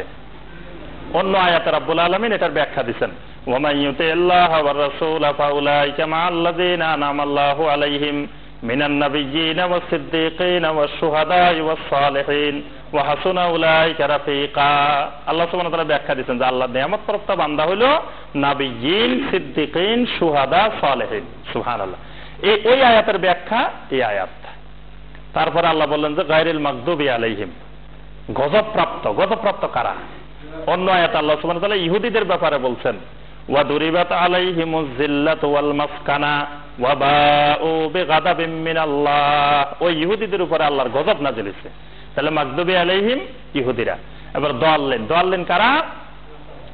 আল্লাহ সুবহানাহু ওয়া তাআলা বলছেন ইন্নাল্লাহা লা ইয়াগফিরু আন ইউশরাকা বিহি ওয়া ইয়াগফিরু মা দুনা যালিকা লিমান ইয়াশা ওয়া মান ইউশরিক বিল্লাহি ফাকাদ দাল্লা দালালাম বাঈদা। যারা আল্লাহর সাথে শিরক করে তারা দাল্লা দালালাম বাঈদা, এরাই দাল্লিন। তাহলে মুশরিক কারা? আমরা তো ওখানে ইহুদিদের বিষয়টা খাস করে পাই গেলাম, নাসারাদের ব্যাপারে মাগদুবি আলাইহিম আল্লাহ বলেন নাই। এজন্য আমরা শুধু ইহুদিদেরকে বলবো মাগদুবি আলাইহিম। ইহুদিদের বাহিরে যত মুশরিক আছে, মানে খ্রিস্টান, তারপরে অন্যান্য হিন্দু, বৌদ্ধ, আরো যত মুশরিক আছে, এই সব মুশরিকদেরকে আল্লাহ বলছেন ওয়ালাদ দাল্লিন। তাহলে এক আয়াতের ব্যাখ্যা আরেক আয়াত। তাহলে আমরা প্রথম এই আয়াতের ব্যাখ্যা যেতে হবে আরেক আয়াত। কোন মা দেখেন কারা? সূরা আল হুজুরাতের 15 নম্বর আয়াত। এই আয়াতের ব্যাখ্যা ইন্নামাল মুমিনুনা আল্লাযীনা আমানু বিল্লাহি ওয়া রাসূলিহি সুম্মা লাম ইয়ারতাবু ওয়া জাহাদু বিআমওয়ালিহিম ওয়া আনফুসিহিম ফি সাবিলিল্লাহ উলাইকা হুমুস সাদিকুন। এই যে এখানে সাদিকিন পড়ে আবার চিন্তা করতে হবে কারা। আল্লাহ ওখানে বলে দিচ্ছেন যে যারা আল্লাহ এবং রাসূলের উপর ঈমান আনে আর ঈমানের ব্যাপারে কোনো সন্দেহ পোষণ করে না আর আল্লাহর রাস্তায় জানমাল দিয়ে জিহাদ করে, এরা হলো উলাইকা হুমুস সাদিকুন, এরাই হলো সত্যবাদী, এরাই সাদিকুন। তাহলে আমরা এই আয়াতের তাফসীর ওখানে পাইলাম। দ্বিতীয়ত তিনি বলছেন যে যদি এরকম আয়াতে না পাওয়া যায় তাহলে তাফসীরুল কোরআন বি আহাদিসে নবিয়্যির রহমান, আল্লাহ সুবহানাহু ওয়া তাআলা নবীর হাদিস দ্বারা ব্যাখ্যা করতে হবে। যদি আয়াতে এরকম না পাওয়া যায় তাহলে আমরা সাদিকিনের ব্যাখ্যা যাব কোথায়? নবী সাল্লাল্লাহু আলাইহি ওয়াসাল্লামের হাদিস। সব তাফসীরে এই আয়াতের ব্যাখ্যা একটা হাদিস আনা হয়েছে। হাদিসটি বুখারী এবং মুসলিমের মধ্যে আছে। আব্দুল্লাহ বিন মাসউদ রাদিয়াল্লাহু তাআলা আনহু থেকে বর্ণিত। তিনি বলেন রাসূল সাল্লাল্লাহু আলাইহি ওয়াসাল্লাম বলেছেন আলাইকুম বিসিদক, তোমাদের জন্য সত্যকে বাধ্যতামূলক করে নাও। সত্য কথা বলা, সত্য গ্রহণ করা, এই সিদকটাকে তোমরা তোমাদের জন্য বাধ্যতামূলক করে নাও। ফা ইন্না সিদকা ইয়াহদি ইলাল বীর, কারণ সিদকা, সত্যবাদিতা তোমাদেরকে পুণ্যের দিকে রাস্তা দেখায়। ওয়া ইন্নাল বিররা ইয়াহদি ইলাল জান্নাহ, আর পুণ্য তোমাদেরকে জান্নাতের রাস্তা দেখায়। ওয়ালা ইয়াজালুর রাজুলু ইয়াসদুকু ওয়া ইয়াতাহাররিস সিদকা হাত্তা ইয়াকতুবা ইনদাল্লাহি সিদ্দিকা। আল্লাহ রাসূল বলেন কোন ব্যক্তি যখন সব সময় সত্যের উপরে চলতে থাকে, সত্য গ্রহণ করার প্রচেষ্টা চালাইতে থাকে, শেষ পর্যন্ত সে আল্লাহর কাছে সিদ্দিক হয়ে যায়। সুবহানাল্লাহ। এই সাদিকিন থাকতে থাকতে যখন সত্য কথা বলতে বলতে, সত্য গ্রহণ করতে করতে, সত্য মানতে মানতে এমন পর্যায়ে পৌঁছে যায় সে আল্লাহর কাছে সিদ্দিক হয়ে যায়। এই উম্মতের সিদ্দিক কে? আবু বকর রাদিয়াল্লাহু তাআলা আনহু। প্রত্যেক উম্মতের সিদ্দিক ছিল, এই উম্মতের সিদ্দিক আবু বকর রাদিয়াল্লাহু তাআলা। এরপরে রাসূল মিথ্যার কথা বলছেন যে মিথ্যা এরকম ছেড়ে দাও, মিথ্যা মানুষদেরকে ফুজুরের দিকে, পাপের দিকে রাস্তা দেখায়, পাপ মানুষদেরকে জাহান্নামের দিকে দেখায়। আর কোন লোক এরকম মিথ্যা বলতে বলতে, মিথ্যা গ্রহণ করতে করতে হাত্তা ইয়াকতুবা ইনদাল্লাহি কাযযাবা, শেষ পর্যন্ত আল্লাহর কাছে মিথ্যাবাদী হিসেবে পরিগণিত হয়ে যায়। তাহলে এই হাদিস হলো এই আয়াতের ব্যাখ্যা।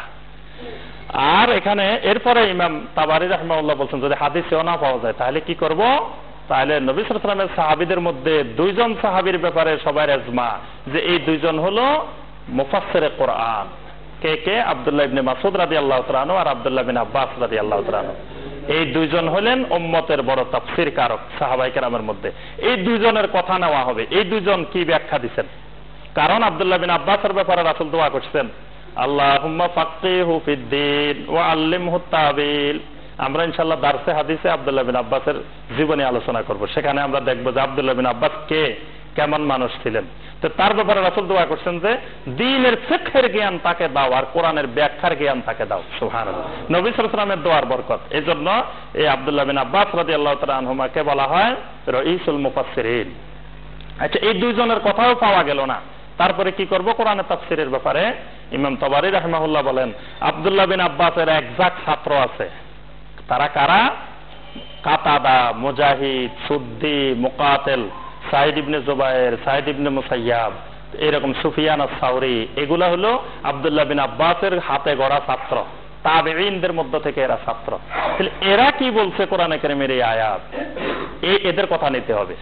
এরপরে আর যাওয়া দরকার নাই, মানে এই পর্যন্ত গেলেই বাস, আর নিচে আসা লাগবে না। এর মধ্যেই কোরআনে কারীমের প্রত্যেকটা শব্দ, প্রত্যেকটা বাক্যের অর্থ ব্যাখ্যা পাওয়া যাবে। আর নিচে গেলে গোমরা হয়ে যাবে, আর নিচে যাওয়া যাবে না। এই পর্যন্ত, মানে ওই তাবেঈনদের ওই দলটা পর্যন্ত কোরআনের ব্যাখ্যার ব্যাপারে থাকতে হবে। এর নিচে আর কে কি বলছে আর কারো কথার কোনো মর্যাদা নেই। এই মূল্য হলো ওই তাবেঈনদের এই গ্রুপটা পর্যন্ত। তাহলে আমরা এখানে পাচ্ছি যে আল্লাহ সুবহানাহু ওয়া তাআলার আয়াতও পাচ্ছি কুনু মা সাদিকিনের ব্যাখ্যা, সূরা আল হুজুরাতের 15 নম্বর আয়াত। তারপর হাদিসও বললাম বুখারী মুসলিমের আব্দুল্লাহ বিন মাসউদের এই হাদিস। আর সকল মুফাসসিরিন কেরাম এই আয়াতের তাফসীরে বলছেন কুনু মা সাদিকিনের অর্থ হলো উসদুকু ওয়া আলজিমু সিদকা হাত্তা তাকুনা মিন আহলিহি। ওই যে আমি বলছি না ওই দিন ওয়াত্তাকু ইলাইহিল ওয়াসিলার জন্য 25টা তাফসীর পড়ছি, এটার জন্য 25টা তাফসীর পড়ছি, দুটো এক সূত্রে গাথা। এই সব তাফসীরে বলা হয়েছে যে কোন মা সাদিকিন অর্থ হলো উসদুকু, তোমরা সত্যকে গ্রহণ করে নাও, ওয়া আলজিমু সিদকা, এবং সত্যকে নিজের জীবনের জন্য আবশ্যক করে নাও, হাত্তা তাকুনা মিন আহলিহি, যাতে তুমি আহলুস সিদক, সত্যবাদী পরিবারের একজন সদস্য হয়ে যেতে পারো। সুবহানাল্লাহ। সত্যবাদী পরিবার কারা? আব্দুল্লাহ বিন ওমর রাদিয়াল্লাহু তাআলা আনহু বলছেন হুয়া মুহাম্মদ সাল্লাল্লাহু আলাইহি ওয়াসাল্লাম ওয়া আসহাবুহু, মুহাম্মদ সাল্লাল্লাহু আলাইহি ওয়াসাল্লাম এবং মুহাম্মদ সাল্লাল্লাহু আলাইহি ওয়াসাল্লামের সাহাবীরা এরাই হলেন সাদিকিন, এরাই হলো সত্যবাদী পরিবার। সুবহানাল্লাহ। আল্লাহ রাসূলকে তো কাফের মুশরিকরা ঘোষণা দিয়েছে, নবী সাল্লাল্লাহু আলাইহি ওয়াসাল্লামকে কাফের মুশরিকরা সাদিকুল মাসদুক বলতো না, সত্যবাদী বলতো না, আলামিন বলতো না। তো উনি তো খালি মুমিন আর আল্লাহ ঘোষণা দেওয়া দরকার নাই, কাফেররাও তাকে ঘোষণা দিয়েছেন। আর সাহাবায়ে কেরাম হলেন সাদিকিন। সুতরাং এখানে কোন মা সাদিকিন মানে হলো সাহাবায়ে কেরামের মতো হয়ে যাও, রাসূলের মতো হয়ে যাও, সত্যবাদী হয়ে যাও। এরপরে আমরা এটার একটু লম্বা তাফসীর করলাম। এরপরে আমরা 120 নম্বর আয়াতে আসি। আল্লাহ সুবহানাহু ওয়া তাআলা আরো কয়েকজন সাহাবায়ে কেরামের ব্যাপারে এখানে কিছু নির্দেশনা দিচ্ছেন। মা কানা লি আহলিল মাদিনাতি ওয়া মান হাওলাহুম মিনাল আরাব আন ইয়াতাখাল্লাফু আন রাসূলিল্লাহ। আল্লাহ সুবহানাহু ওয়া তাআলা বলেন মদিনাবাসীদের জন্য এবং মদিনার পাশের যে সমস্ত বেদুইনেরা আছে, এই বেদুইনদের জন্য কখনো উচিত নয় আন ইয়াতাখাল্লাফু আন রাসূলিল্লাহ, তারা আমার রাসূলের থেকে পিছনে থেকে যাবে। ওয়ালা ইয়ারগাবু বিআনফুসিহিম আন নাফসিহি, আমার রাসূলকে বাদ দিয়ে নিজেদেরকে রক্ষা করার জন্য চিন্তা ভাবনা শুরু করে দিবে। মানে আমার রাসূলের বিপদের মুখে ঠেলে দিয়ে নিজেদেরকে বাঁচানোর জন্য বসে থাকবে। এই কাজটা মদিনাবাসীদের জন্য এবং মদিনার আশেপাশে যেসব বেদুইনেরা আছে এদের জন্য কখনো উচিত নয়। যালিকা বিআন্নাহুম লা ইউসিবুহুম জামাউ ওয়ালা নাসাবুন ওয়ালা মাখমাসাতুন ফি সাবিলিল্লাহ। এটার উদ্দেশ্য হলো আল্লাহর রাস্তায় তারা কোনো ক্ষুধা, তৃষ্ণা, ভয়, কষ্ট ভোগ করবে না। মানে এরা মদিনায় বসে বসে ঈমান আনবো আর জিকির আজকার করবো, ওই রাসূলের সাথে যুদ্ধে যাবে না। তা আল্লাহ বলতেছে এই উদ্দেশ্যে যদি কেউ ঈমান আনে, যে ক্ষুধা, তৃষ্ণা, ভয় এগুলা তার দরকার নেই, এত ঝামেলার দরকার কি? আমরা মদিনায় বসে বসে আল্লাহ জিকির করবো, আমরা তাবুকের ময়দানে যাওয়ার দরকারটা কি? এইরকম এটাই ছিল তাদের মূল উদ্দেশ্য। ওয়ালা ইয়াতাউনা মাওতিয়ান ইয়াগিজুল কুফার, আর কাফেরদেরকে ভীতি প্রদর্শনের জন্য কোন ময়দান, কোন উপত্যকা তারা অতিক্রম করতে চায় না। ওয়ালা ইয়ানালুনা মিন আদুবিন নাইলান, আল্লাহ বলেন শত্রুদের পক্ষ থেকে কোনো আক্রমণও তারা সহ্য করতে চায় না। ইল্লা কুতিবা লাহুম বিহি আমালুন সালেহ, আল্লাহ বলেন যে সমস্ত মুমিনেরা আল্লাহর রাস্তায় গিয়ে ক্ষুধা, তৃষ্ণা, ভয় এবং কাফেরদেরকে ভীতি প্রদর্শন, শত্রুদেরকে আক্রমণ, এই সকল কাজ করে, তাদের প্রত্যেকটি পদক্ষেপের বিনিময়ে আমি আল্লাহ তাদেরকে একটা আমলে সালেহ দান করব। সুবহানাল্লাহ। যারা ওই যুদ্ধের ময়দানে গেছে এদের প্রত্যেকটা পদক্ষেপ, প্রত্যেকটা কদম তাদেরকে আমি এক একটা আমলে সালেহ হিসাবে আমি গণ্য করে নিব। সুবহানাল্লাহ। ইন্নাল্লাহা লা ইউদিউ আজরাল মুহসিনিন, আল্লাহ সুবহানাহু ওয়া তাআলা মুহসিনদের কোনো পুণ্য কোনো উজরত নষ্ট করেন না। ওয়ালা ইউনফিকুনা নাফাকাতান সাগীরাতান ওয়ালা কাবীরা, আল্লাহ বলেন ওই মুমিনেরা যারা আমার রাসূলের সাথে তাবুকে গেছে এরা ছোট্ট খরচ করুক আর বড় খরচ করুক, মানে 1 টাকা করুক আর 2 টাকা করুক, আমার রাসূলের সাথে এই তাবুকে যাওয়ার জন্য তারা যে টাকা খরচ করছে, ওয়ালা ইয়াকতাউনা ওয়াদিয়ান, এবং যে সকল উপত্যকা তারা অতিক্রম করছে, এক এক পাহাড় এক এক উপত্যকা অতিক্রম করে করে তারা গেছে, ইল্লা কুতিবা লাহুম, এর প্রত্যেকটার বিনিময়ে আমি আল্লাহ তাদের জন্য হাসানাত রেখেছি। সুবহানাল্লাহ, প্রত্যেক টাকার জন্য এবং প্রত্যেক উপত্যকা অতিক্রমের জন্য। লিয়াজজিয়াহুমুল্লাহু আহসানা মা কানু ইয়ামালুন, তারা যে আমল করে তার থেকে উত্তম প্রতিদান আমি আল্লাহ তাদেরকে দেওয়ার জন্য রেখেছি। সুবহানাল্লাহ, আল্লাহ বলতেছেন যে তারা যে নামাজ পড়ে, রোজা রাখে, বিভিন্ন আমল করে, এই আমলের সাথে ওইটার সওয়াবের তুলনা হবে না, মানে এই সব আমল মিলাইলেও ওইটার 1 কণা পরিমাণ হবে না যারা আমার রাসূলের সাথে ওই তাবুকে খরচ করছে এবং উপত্যকা অতিক্রম করছে। 122 নম্বর আয়াতে আল্লাহ সুবহানাহু ওয়া তাআলা বলতেছেন ওই বেদুইনদের আশেপাশের কিছু মূর্খ লোক ছিল ওই বিভিন্ন এলাকার মদিনার আশেপাশে, এরা বেশি লেখাপড়া জানতো না, রাখাল ছিল, ছাগল চড়াইতো, ইসলাম গ্রহণ করছে। তো এরা ওই বাড়ি ঘরে অসুস্থ মা বাবা, তারপরে আরো পরিবারের বিভিন্ন কাজকর্ম সব রেখে, মানে আল্লাহ রাসূলের জন্য এবং ইসলাম শিখার জন্য এমন পাগল হয়ে গেছে, সব দল বেঁধে মদিনা চলে আসতো। তো সব এলাকা ছেড়ে যখন মদিনা চলে আসতো, তো ওখানে তো কত অসুস্থ মানুষ, একটা পুরুষ লোক নাই, সব পুরুষ যুবক যা ছিল সব দল বেঁধে মদিনা চলে আসতো, যে নবী সাল্লাল্লাহু আলাইহি সাল্লামের কথা শুনবে, নবী সাল্লাল্লাহু আলাইহি সাল্লামের থেকে দিন শিখবে, এই উদ্দেশ্যে সব মদিনা চলে আসতো। তো মদিনার আশেপাশে সব এলাকা খালি পড়ে থাকতো। আর খালি পড়ে থাকার আরো একটা ভয় ছিল যে মদিনা আক্রমণের জন্য তো কাফের মুশরিকেরা ইহুদিরা চতুর্দিক থেকে সবসময় সুযোগ খুঁজতেছে। তো এই লোকগুলো যখন সব দল বেঁধে মদিনা চলে আসবে, তাহলে ওরা একটা সুযোগ পেয়ে যাবে না, যে কোনো মুহূর্তে মদিনা আক্রমণ করে ফেলতে পারে। আর ওরা যখন মদিনার পাশে থাকবে তখন তো মদিনার একটা শক্তি, যে মদিনা আক্রমণ করতে হলে আগে ওদেরকে অতিক্রম করে আসতে হবে। তো এইভাবে সবগুলো দিন শিকার জন্য বের হয়ে যাওয়া, এটাকে আল্লাহ পছন্দ করেন, যে সব এলাকা ছেড়ে একবারে এই এলাকায় কেউ একজন পুরুষও থাকলেন না, সব চলে গেলেন। হ্যাঁ, এইটা আল্লাহ সুবহানাহু ওয়া তাআলা পছন্দ করেন না। এদের এই লোকগুলার এই কাজটা আল্লাহ পছন্দ করেন না। এইটাই এই বিষয়টা দিয়ে আল্লাহ এই আয়াত নাযিল করেন, ওয়া মা কানাল মুমিনুনা লিয়ানফিরু কাফা, আল্লাহ বলেন মুমিনদের জন্য কখনো উচিত নয় যে তারা সবাই একসাথে বের হয়ে যাবে, যে উদ্দেশ্যে বের হোক। যুদ্ধের জন্য বের হইলেও সব দলবাদী বের হওয়া দরকার নাই, ইলম শিক্ষার জন্য বের হইলে তাও একসাথে বের হওয়া দরকার নাই, একসাথে যেন মুমিনেরা কোনোদিন বের না হয়। তাহলে বোঝা গেল যে এলাকার সব লোক এক জায়গায় চলে যাওয়া যাবে না, এটা মুমিনদের জন্য জায়েজ নেই। প্রত্যেকটা কাজে কিছু লোক যাবে, কিছু লোক আল্লাহর দিন শিক্ষার জন্য যাবে, কিছু লোক যুদ্ধে যাবে, কিছু লোক এলাকায় মানুষদের সেবা শুশ্রূষা করবে, কিছু লোক এখানে দাওয়াতের কাজ করবে। অর্থাৎ এলাকায় কিছু লোক অবশ্যই থাকতে হবে, সব লোক এক জায়গায় চলে যেতে আল্লাহ নিষেধ করতেছেন। আল্লাহ বলতেছেন এই মুমিনদের কি হলো, তারা কেন সব বের হয়ে চলে আসছে। ফালাউলা নাফারা মিন কুল্লি ফিরকাতিন মিনহুম তাইফা, তারা কেন বের হয় না প্রত্যেক ফেরকার মধ্য থেকে এক একটা গোত্র, কিছু কিছু লোক প্রত্যেক সমাজ থেকে, প্রত্যেক অঞ্চল থেকে, প্রত্যেক এলাকা থেকে কেন বের হয় না, লিয়াতাফাক্কাহু ফিদ্দীন, তারা দ্বীনের জ্ঞান শিখবে, দ্বীন বুঝবে। দ্বীন বুঝার জন্য কেন প্রত্যেক এলাকা থেকে কিছু লোক বের হয় না। ওয়ালিউনজিরু কাওমাহুম ইযা রাজাউ ইলাইহিম, ওই দিন বুঝার পরে তারা যখন এলাকায় ফিরে আসবে তখন অন্যদেরকে ওই দিন অনুযায়ী ভীতি প্রদর্শন করবে। লাআল্লাহুম ইয়াহজারুন, আল্লাহ বলেন এর দ্বারা বাকিরাও সতর্ক হয়ে যাবে। মানে সবগুলা দল বেঁধে তো মদিনা যাওয়া দরকার নাই, কিছু লোক মদিনা যাবে, নবী সাল্লাল্লাহু আলাইহি ওয়াসাল্লাম থেকে দিন বুঝে আসবে, বুঝে এলাকায় আসবে, এলাকায় এসে বাকিদেরকে বলবে, বাকিরা সেই দিন অনুযায়ী আমল করবে। এটাই আল্লাহ সুবহানাহু ওয়া তাআলার সুন্নাহ। এজন্য সমাজের সব লোক যদি মাদ্রাসায় পড়া শুরু করে দেয়, মানে এই এলাকার যত ছেলে আছে সব মাদ্রাসায় পড়তেছে, এটাও জায়েজ নাই। সব মানে আলেম হয়ে যাবে, বড় আলেম বানাবে। তো ওই সমাজে যদি সব বড় আলেম হয়ে যায়, তো ওই সমাজে ডাক্তার কারা হবে, ইঞ্জিনিয়ার কারা হবে, অন্যান্য কিছু কারা হবে? সমাজ কি খালি ওই আলেম দিয়ে চলবে? কি বলেন? আমরা ওয়াজ করতে করতে ফাটাই বেলাই যে সব ছেলেরাকে যেন মাদ্রাসায় ভর্তি করাই দেয়, একবারে এতিম মিসকিন যা আছে সব ধরে খালি মাদ্রাসায় নিয়ে আসে।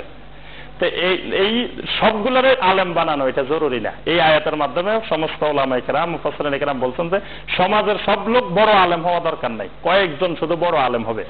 এবং এই কয়েকজন প্রভাবশালী আলেম হইতে হবে। আমাদের মতো এরকম মোল্লা হইলে কাজ হবে না, যে এমন আলেম হইতে হবে এই লোক সমাজে আল্লাহর দ্বীনের কথা বলার মতো শক্তি আছে, এরকম আলেম একটা, আর আমাদের মতো এরকম বিড়াল লক্ষ লক্ষ, এগুলো দিয়ে কোনো কাজ হবে না। এরকম আলেম আল্লাহ চায় না, যে আলেমেরা হক কথা বলতে ভয় পায়, যে আলেমেরা খালি চাকরি চিন্তা করে, পেটের চিন্তা করে, এই সকল মুশরিক আলেম আল্লাহ চায় না। এই সকল মুশরিক আলেম কোটি কোটি হওয়ার চেয়ে একজন আলেম উত্তম, যে আলেম লাম ইয়াখশা ইল্লাল্লাহ, আল্লাহ ছাড়া কাউকে ভয় করে না, আল্লাহর দ্বীনের কথা স্পষ্ট করে বলে মানুষদেরকে, এরকম আলেম দরকার। এদের কথাই আল্লাহ বলছেন যে আল্লাহ বলছে সমাজে এইরকম কয়েকজন আলেম লাগবে। তাহলে আপনি লক্ষ লক্ষ এতিম আলেম বানায়, খালি রোজার ঈদ আসলে, কোরবানির আসলে, ওরে বাবা এতিমের ওয়াজে যে খালি দান করেন, খালি দান করেন, খালি এতে মেরে দেন, খালি এতে মেরে দেন, তো এই লক্ষ লক্ষ এতিম আলেম বানায় লাভ কি? একটা হক কথা কইতে পারে না, পরবর্তীতে যাই ওই সদকা খাইবো, যাকাত খাইবো, তারপরে ওই যে দাওয়াত খাইবো, মিলাদ পড়বো, তাবিজ দিব, তারপরে খতম পড়বো, এই যাবতীয় শিরকি, কুফরি, বেদাতি এই কাজ করে জীবন চালাইবো। তো এরকম আলেম বানানোর দরকারটা কি? এরকম আলেম না হওয়ার তো রিক্সা চালানো ভালো, কারণ যে ভাই রিক্সা চালায় তার রিজিক হালাল, সে নিজে পরিশ্রম করে, শিরক কুফর করে না। ওই ভাই যদি সালাত আদায় করে, ইমানদার হয়, তো তার সে ওই আলেমের চেয়ে লক্ষ গুণ উত্তম, সে আউলিয়াউল্লাহ, সে আল্লাহর ওলি। এ তো মুশরিক, কারণ এ দুনিয়ার শিরকের সাথে জড়িত, কারণ সে বাধ্য হয়ে অভাবের কারণে শিরকে জড়িত হচ্ছে, কুফরে জড়িত হচ্ছে। তো এরকম আলেম বানাতে আল্লাহ বলে নাই যে সমাজের সব এতিম মিসকিন যা আছে সবগুলারে আনে আলেম বানাই ফেলো খালি। এই আলেম তো ইসলামের ক্ষতি করবে। আমাদের সবচেয়ে বড় মারাত্মক ক্ষতি করছে এই জায়গায়, যে আলেম বানাইতেছে হাজার হাজার, এরা চুপ মারি থাকে, কোনো কথা বলে না। দ্বীনের ব্যাপারে এদের মুখে দিয়ে কোনো কথা বের হয় না, কারণ দ্বীনের ব্যাপারে কথা বের হইলে তার ইমামতি থাকবে না, দ্বীনের ব্যাপারে কথা বললে সে দাওয়াত পাবে না, দ্বীনের ব্যাপারে কথা বললে তার অনেক বিপদের ঝুঁকির সম্মুখীন হইতে হবে। এজন্য একবারে মুখে তালা লাগাই বোবা শয়তানের মতো চুপ করে বসে থাকে। আল্লাহ রাসূল এদেরকে বলছেন বোবা শয়তান। আর সাকিতু আনিল হাক্কি কা শায়তানিন খারসা, আল্লাহ রাসূল বলেন হক কথা বলতে যারা চুপ করে থাকে, হক কথা বলে না, এগুলো হলো সব বোবা শয়তান। এরকম বোবা শয়তানের মতো চুপ করে বসে থাকে, এটাই হলো আমাদের সমাজের সবচেয়ে বড় জটিল সমস্যা। কেউ আছে এরকম বোবা শয়তানের মতো বসে আছে, আর কেউ আছে শিরকের দরবার বসায়, কোটি কোটি টাকা ইনকাম। আজকে এক বড় পীর সাহেব কেবলা আমার ছাত্র পরীক্ষা দিতে গেছে, তো পরীক্ষা দিতে যায়, নিচে দাঁড়া দাঁড়িয়ে সিগারেট খায়, যার লক্ষ লক্ষ মুরিদ আছে, মুরিদেরা প্রতিদিন তারা সাজদা করে, এরকম পীর সাহেব নিচে দাঁড়া দাঁড়ায় সিগারেট খেতেছে। তো পরে ওই আমাদের অফিসের পিয়ন আমারে বলতেছে যে স্যার দেখেন দেখেন দেখেন পীর সাহেব হুজুরের কাজ দেখেন। তা আমি তাকায় দেখলাম, পরে ওরে কই যাই জিজ্ঞেস করে আসো যে পীর সাহেব ডেলি কয়টা খায়। পরে ও গেছে নিচে, যাওয়ার পরে ওরে দেখে খালি লুকায় আর পলায় সিগারেট দেখে। তো এই যে হারামি ব্যবসা নিয়ে এরা আছে এই দান্দায়, আর ওদের দোষ নাই, দোষ হলো এই মূর্খ মুসলিম গুলার, যাদের এলেম নাই, ইমানের এলেম নাই, জ্ঞান নাই, কিচ্ছু নাই, যে যেদিকে বলে সেদিকে দৌড়ায়। শয়তান এদেরকে নিয়ে খালি চক্কর দেয়, খালি দৌড়ায়, ঘুরায়, খালি ঘুরায়, শয়তান এদেরকে নিয়ে খেলা করে, কারণ ভিতরে তো কিছু নাই, ইমান নাই, ইমানের এলেম নাই, ইমানের কিছু জানে না। তো এই জন্য আমি এই আয়াতের তাফসীরে এই কথাই বলতে চাচ্ছি যে আল্লাহ সুবহানাহু ওয়া তাআলা বলছেন যে দিন বুঝার মতো বড় আলেম বেশি দরকার নাই, অল্প কয়টাই দরকার, যে কয়টা দিনকে সঠিকভাবে বুঝবে, দিনকে সঠিকভাবে আমাদের কাছে বলবে। এরকম আলেম বাংলাদেশে যদি 100 হয়, 200 হয়, এটাই যথেষ্ট। এরকম লক্ষ লক্ষ দরকার নাই।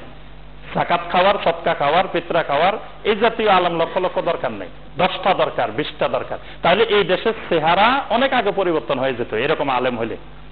কিন্তু এরকম আলেমের খুব অভাব। আল্লাহ সুবহানাহু ওয়া তাআলা আমাদেরকে এরকম আলেম দান করুন, সকলে বলে আমিন। এরপর আল্লাহ সুবহানাহু ওয়া তাআলা মুমিনদেরকে আরো কিছু বিষয় নির্দেশ দিচ্ছেন। ইয়া আইয়ুহাল্লাযীনা আমানু কাতিলুল্লাযীনা ইয়ালুনাকুম মিনাল কুফফার ওয়ালিয়াজিদু ফীকুম গিলজা ওয়ালামু আন্নাল্লাহা মাআল মুত্তাকিন। রব্বুল আলামিন বলেন, হে ঈমানদাররা, কাতিলুল্লাযীনা ইয়ালুনাকুম মিনাল কুফফার, যারা কাফেরদের সাথে সম্পর্ক রাখে, যারা কাফেরদের সাথে বন্ধুত্ব করে, এই জাতীয় কাফেরদের সাথে তোমরা লড়াই করতে থাকো। ওয়ালিয়াজিদু ফীকুম গিলজা, এবং তোমরা তাদের বিরুদ্ধে খুব কঠোর হও, মানে কুফফারদের প্রতি এবং কুফফারদের বন্ধু যারা তাদের প্রতি তোমরা খুব কঠোর থাকো। ওয়ালামু আন্নাল্লাহা মাআল মুত্তাকিন, আর জেনে রাখো আল্লাহ মুত্তাকিদের সাথে আছেন। وإذا ما أنزلت سورة فمنهم من يقول أيكم زادته هذه إيمانا। এই 126 নম্বর আয়াত আরো এক বড় দলিল। এটারও কিছু ব্যাখ্যা দরকার, বিস্তারিত বলবো না, সংক্ষেপে একটু বলি। সেটা হলো ঈমান বাড়ে কমে কিনা। এটা একটা জটিল প্রশ্ন ঈমানের, অনেকেই এটা জানে না। এটা কিন্তু ঈমানের গুরুত্বপূর্ণ একটা বিষয়। এটার ব্যাপারে আহলুস সুন্নাহ ওয়াল জামাতের যত আইম্মাতুত তাফাসির, আইম্মাতুল আহাদিস, আইম্মাতুল ফিকহ, এগুলো বুঝেন না। আইম্মাতুত তাফাসির, আইম্মাতুল আহাদিস, আইম্মাতুল ফিকহ। আইম্মাতুত তাফাসির হলো যারা তাফসিরের ইমাম, যেমন ইমাম তাবারি, ইমাম কুরতুবী, ইমাম ইবনে কাসির, ইমাম ফখরুর রাজি, ইমাম রুহুল মানি, এরা হলেন আমাদের তাফসিরের জগতের ইমাম। তারপরে হাদিসের জগতের ইমাম কারা?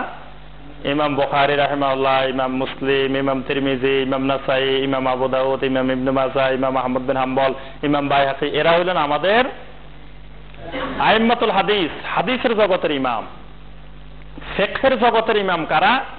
ইমাম আবু হানিফা রাহিমাহুল্লাহ, ইমাম আবু ইউসুফ, ইমাম মুহাম্মদ, ইমাম জুফার, ইমাম শাফি, ইমাম মালিক, ইমাম আহমদ বিন হাম্বল, এরা হলেন আমাদের ফিকহের জগতের ইমাম। তো এই সকল ইমামের মধ্য থেকে একজন ইমাম শুধুমাত্র এই ব্যাপারে মতভেদ করছেন। তিনি হলেন ইমাম আবু হানিফা রাহিমাহুল্লাহ। তিনি বলছেন যে ঈমান বাড়েও না কমেও না। এই উনি ছাড়া আর সকল ইমাম, মানে উনার ছাত্ররাও উনার বিরোধী। ইমাম আবু ইউসুফ, ইমাম মুহাম্মদ, ইমাম জুফার, এরা, ইমাম শাফি, ইমাম মালিক, ইমাম আহমদ, ইমাম বুখারী, মুসলিম, হাদিসের যারা আছে, তাফসিরের যারা আছে, এই সবার এখানে ইমাম ইবনে কাসির লিখছেন যে এই ইমাম আবু হানিফা ছাড়া, একজন ব্যক্তি ছাড়া বাকি সকল ইমামের ইজমা হয়ে গেছে এই ব্যাপারে যে ঈমান বাড়ে এবং কমে। এই ব্যাপারে কোরআনে কারিমের অনেকগুলো আয়াত আছে। সূরা আল আনফালের 2 নম্বর আয়াত, ইন্নামাল মুমিনুনা আল্লাযীনা ইযা যুকিরাল্লাহু ওয়াজিলাত কুলুবুহুম ওয়া ইযা তুলিয়াত আলাইহিম আয়াতুহু যাদাতহুম ঈমানা। আল্লাহ বলেন, তাদের সামনে যখন কোরআন উপস্থাপন করা হয় তখন তাদের ঈমান বেড়ে যায়। এরকম অনেক আয়াত দেখবেন কোরআনে ঈমান বেড়ে যায়। আর সবচেয়ে কঠিন আয়াত হলো, বড় দলিল হলো এই আয়াত, সূরা আত-তাওবার 126 নম্বর আয়াত। এই জন্য ইমাম বুখারী রাহিমাহুল্লাহ এই ব্যাপারে খুব কড়া ছিলেন, ঈমান বাড়া কমার ব্যাপারে। ইমাম বুখারী যদি কেউ বলতো যে ঈমান বাড়ে কমে না, তার দ্বারা কাছেও যেতেন না, তার থেকে হাদিসও নিতেন না। বলতে যে ঈমানে ঠিক নেই, এর থেকে হাদিস নেওয়া যাবে না। তাহলে এটা ঈমানের গুরুত্বপূর্ণ একটা বিষয়। এখানে আল্লাহ সুবহানাহু ওয়া তাআলা এই কথাটা বলছেন, ওয়াইজা মা উনজিলাত সূরাতুন, যখনই কোনো সূরা নাজিল হয়, কোরআনের কোনো সূরা নাজিল হয়, ফামিনহুম মান ইয়াকুলু, তখন মুনাফিকরা বলা বলি করে। কোরআনের সূরা নাজিল হইলে মুনাফিকরা একজন আরেকজনকে বলে, আইয়ুকুম যাদাতহু হাযিহি ঈমানা, এই সূরা কার ঈমান বাড়াইছে। মানে এটা মুনাফিকরা ঠাট্টা করে, উপহাস করে বলে যে এই যে সূরা একটা নাজিল হয়েছে, কার ঈমান এত বেড়ে গেছে এই সূরা নাজিল হই। এটা মুনাফিকদের কথা। তাহলে মুনাফিকরাই ঈমান বাড়ার প্রতি ঠাট্টা বিদ্রুপ করে। এই জন্য ইমাম বুখারী এই ব্যাপারে খুব কঠিন ছিলেন যে একমাত্র এটা মুনাফিকদের কাজ যে তারা বলে যে ঈমান বাড়ে কিনা, এটা নিয়ে ঠাট্টা করে। আল্লাহ বলতেছেন ঈমান বাড়ে। আল্লাহ বলতেছেন ফাআম্মাল্লাযীনা আমানু ফাযাদাতহুম ঈমানা, যারা ঈমানদার তাদের অবশ্যই ঈমান বাড়ে। সুবহানাল্লাহ। আল্লাহ বলতেছেন ফাআম্মাল্লাযীনা আমানু ফাযাদাতহুম ঈমানা, যারা ঈমানদার তাদের ঈমান বাড়ে। ওয়া হুম ইস্তাবশিরুন, আর ঈমান বাড়লে তারা আনন্দিত হয়, তারা খুশি হয়। সুবহানাল্লাহ। এজন্যই তো সাহাবায়ে কেরাম নবী সাল্লাল্লাহু আলাইহি ওয়াসাল্লামের কাছে এসে প্রশ্ন করছেন যে ইয়া রাসূলুল্লাহ, আমরা আপনার সামনে থাকলে আমাদের ঈমান অনেক বেড়ে যায়, আপনার থেকে বাইরে গেলে ঈমান দুর্বল হয়ে যায়। তা আল্লাহ রাসূল সাল্লাল্লাহু আলাইহি ওয়াসাল্লাম বললেন, যদি আমার সামনে থাকলে এরকম ঈমান, বাইরেও যদি এরকম ঈমান থাকতো, তাহলে তো আল্লাহর ফেরেশতারা তোমাদেরকে রাস্তায় ধরে ধরে মুসাফা করতো। সুবহানাল্লাহ। ফেরেশতারা বলতে যে হে আবু বকর, হে ওমর, হে ওসমান, আসো তোমাদের সাথে মুসাফা করি। তোমাদের ওই ঈমান থাকে না বলেই তো রাস্তায় ফেরেশতারা মুসাফা করে না। তাহলে বোঝা যায় নবী সাল্লাল্লাহু আলাইহি ওয়াসাল্লামের সামনে থাকলে ঈমান বাড়ে, নবী সাল্লাল্লাহু আলাইহি ওয়াসাল্লামের থেকে দূরে গেলে ঈমান কমে। এখন তাফসীর শুনতেছেন ঈমান বেড়ে যাইতেছে, বেড়ে যাইতেছে না? দেখবেন যে বাসায় গেলে আবার একবারে 10 ডিগ্রিতে, এখন যদি 100 ডিগ্রি থাকে 10 ডিগ্রিতে চলে আসবো। এইরকম বাড়ে কমে, বাড়ে কমে। যখন কোরআনের আয়াত শুনবেন, হাদিস শুনবেন, এগুলা শুনলে বেড়ে যায়। আবার যখন শুনবেন না, এগুলো থেকে দূরে থাকবেন, দুনিয়ার বিভিন্ন কিছুর সাথে জড়িত হয়ে যাবেন, এখানে যা ঈমান কমে যাইব। এটাই ঈমান বাড়া কমা। ওয়া আম্মাল্লাযীনা ফী কুলুবিহিম মারাদুন ফাযাদাতহুম রিজসান ইলা রিজসিহিম, আল্লাহ বলেন যাদের অন্তরে রোগ আছে, যাদের অন্তরে ব্যাধি আছে, এরা কারা? মুনাফিক। মুনাফিকদের অন্তরে রোগ আছে। রোগের আরেকটা লক্ষণ হলো এরা রাস্তায় মহিলাদেরকে দেখলে মহিলাদের দিকে তাকায় থাকে। এই কাজ যার মধ্যে দেখবেন তার অন্তরে আল্লাহ বলছেন যে রোগ আছে, বড় ব্যাধি আছে। কোরআন আল্লাহ নারীদেরকে লক্ষ্য করে বলছেন, হে নারীরা, যাদের অন্তরে এরকম রোগ আছে সেই রোগী মানুষগুলারে তোমরা অসুস্থ বানাই দিও না। আল্লাহ বলছে যে এরা রোগী। কিসের রোগী? ইমানের রোগী, মুনাফিকের রোগ। এদের ভিতরে রোগ আছে। এরা দেখবেন যে রাস্তা একটা মহিলা দেখলে এমন ভাবে তাকায় থাকে আর চোখ পড়ে না, আবার ওইদিকে চলে গেলে আবার পিছনে এইভাবে তাকায় থাকে, যত দূর যায় তত দূর তাকায় থাকে। এরকম লোক আছে না? অসংখ্য লোক আছে। দেখবেন যে তাকায় রয়েছে, মানে কি মজা পাইতেছে তাকায় থাকার মধ্যে, অনেক দূর চলে যাচ্ছে তারপরে তাকায় রয়েছে। এদের অন্তরে আল্লাহ বলছে যে রোগ আছে, মুনাফিকের রোগ। আর যাদের এই মুনাফিকের রোগ থেকে যারা মুক্ত, আল্লাহ রাসূল বলছেন যে যারা তাদের দৃষ্টিকে হেফাজত করতে পারে তারা ইমানের মজা পায়, ইমানের হালাওয়া পায়। সুবহানাল্লাহ। ইমানের স্বাদ পাইতে হলে এই দৃষ্টির হেফাজত লাগবে। দৃষ্টির হেফাজত না হলে কোনো লোক ইমানের মজা পাবে না। নামাজ পড়বো, এখানে মন্ত্র জপবো আর ওই দোকানের হিসাব করব, বাহিরের চিন্তা ভাবনা করব, এই ইমানের হালাওয়া, ইমানের মজা আসবে না যতক্ষণ চোখ হেফাজত হবে না, দৃষ্টির হেফাজত হবে না। তো এই জন্য আল্লাহ সুবহানাহু ওয়া তাআলা এখানে বলতেছেন যার অন্তরে এরকম রোগ আছে, ফাযাদাতহুম রিজসান ইলা রিজসিহিম, এরকম কোরআনের সূরা নাযিল হলে এদের রোগ আরো বেড়ে যায়। মানে আগে যদি জ্বর 100 ডিগ্রি থাকে এবার 105 ডিগ্রি হয়ে যায়, 110 ডিগ্রি হয়ে যায়। মুনাফিকদের রোগ বেড়ে যায়, ইমানদারদের ইমান বেড়ে যায়। সুবহানাল্লাহ। ওয়া মাতু ওয়া হুম কাফিরুন, আর মুনাফিকরা যদি এই অবস্থায় মরে, কাফের হয়ে মরে। আওয়ালা ইয়ারাউনা আন্নাহুম ইফতানুনা ফি কুল্লি আমিন মাররাতান আও মাররাতাইন, আল্লাহ বলেন ওই মুনাফিকরা কেন দেখে না প্রতি বছর আমি তাদেরকে একবার দুইবার করে পরীক্ষা করি। মুনাফিকরা কেন দেখে না যে প্রত্যেক বছর আমি তাদেরকে একবার দুইবার পরীক্ষা করি। কিরকম পরীক্ষা করি? আল্লাহ সুবহানাহু ওয়া তাআলা চান যে আল্লাহর এই বান্দাগুলা মুনাফিকি ত্যাগ করে আল্লাহর দ্বীনের দিকে চলে আসুক। এজন্য প্রতি বছর একটা দুটা বিপদ আপদ মুসিবত আল্লাহ লাগাই দেন, তারপরেও কোনো পরিবর্তন হয় না। আল্লাহ বলতেছেন সুম্মা লা ইয়াতুবুনা ওয়া লা হুম ইয়াযাক্কারুন, এরপরেও তারা তওবা করে না, এরপরেও তারা কোরআন সুন্নাহ থেকে উপদেশ নেয় না। এত বিপদ মুসিবত দেওয়ার পরেও মানুষের মন নরম হয়ে যাওয়ার কথা, কিন্তু এদের মন নরম হয় না, কারণ তাদের মনে তো রোগ ঢুকানো আছে আগে থেকেই। ওয়া ইযা মা উনজিলাত সূরাতুন নাযারা বা'দুহুম ইলা বা'দিন, এই কোরআনে কারীমের যখন সূরা নাজিল হয় তখন মুনাফিকেরা একটা আরেকটার দিকে বাঁকা বাঁকা চোখে তাকায়। এই বাঁকা চোখে তাকানো, একজন আরেকজনের দিকে তাকানো, এটা মুনাফিকি লক্ষণ। মানে এরা সূরা নাজিল হইলে তখন হেরা তো জানে কোনটা কোনটা মুনাফিক। মুনাফিকে কিন্তু আবার লিংক আছে, তারা জানে। এই ধরো এখানে একটা মুনাফিক বসছে, এদিকে একটা বসছে, ওইদিকে একটা আরেকটার দিকে খালি তাকায়। এরকম সূরা নাজিল হইলে আল্লাহ বলতেছেন এরা একজন আরেকজনের দিকে তাকায়।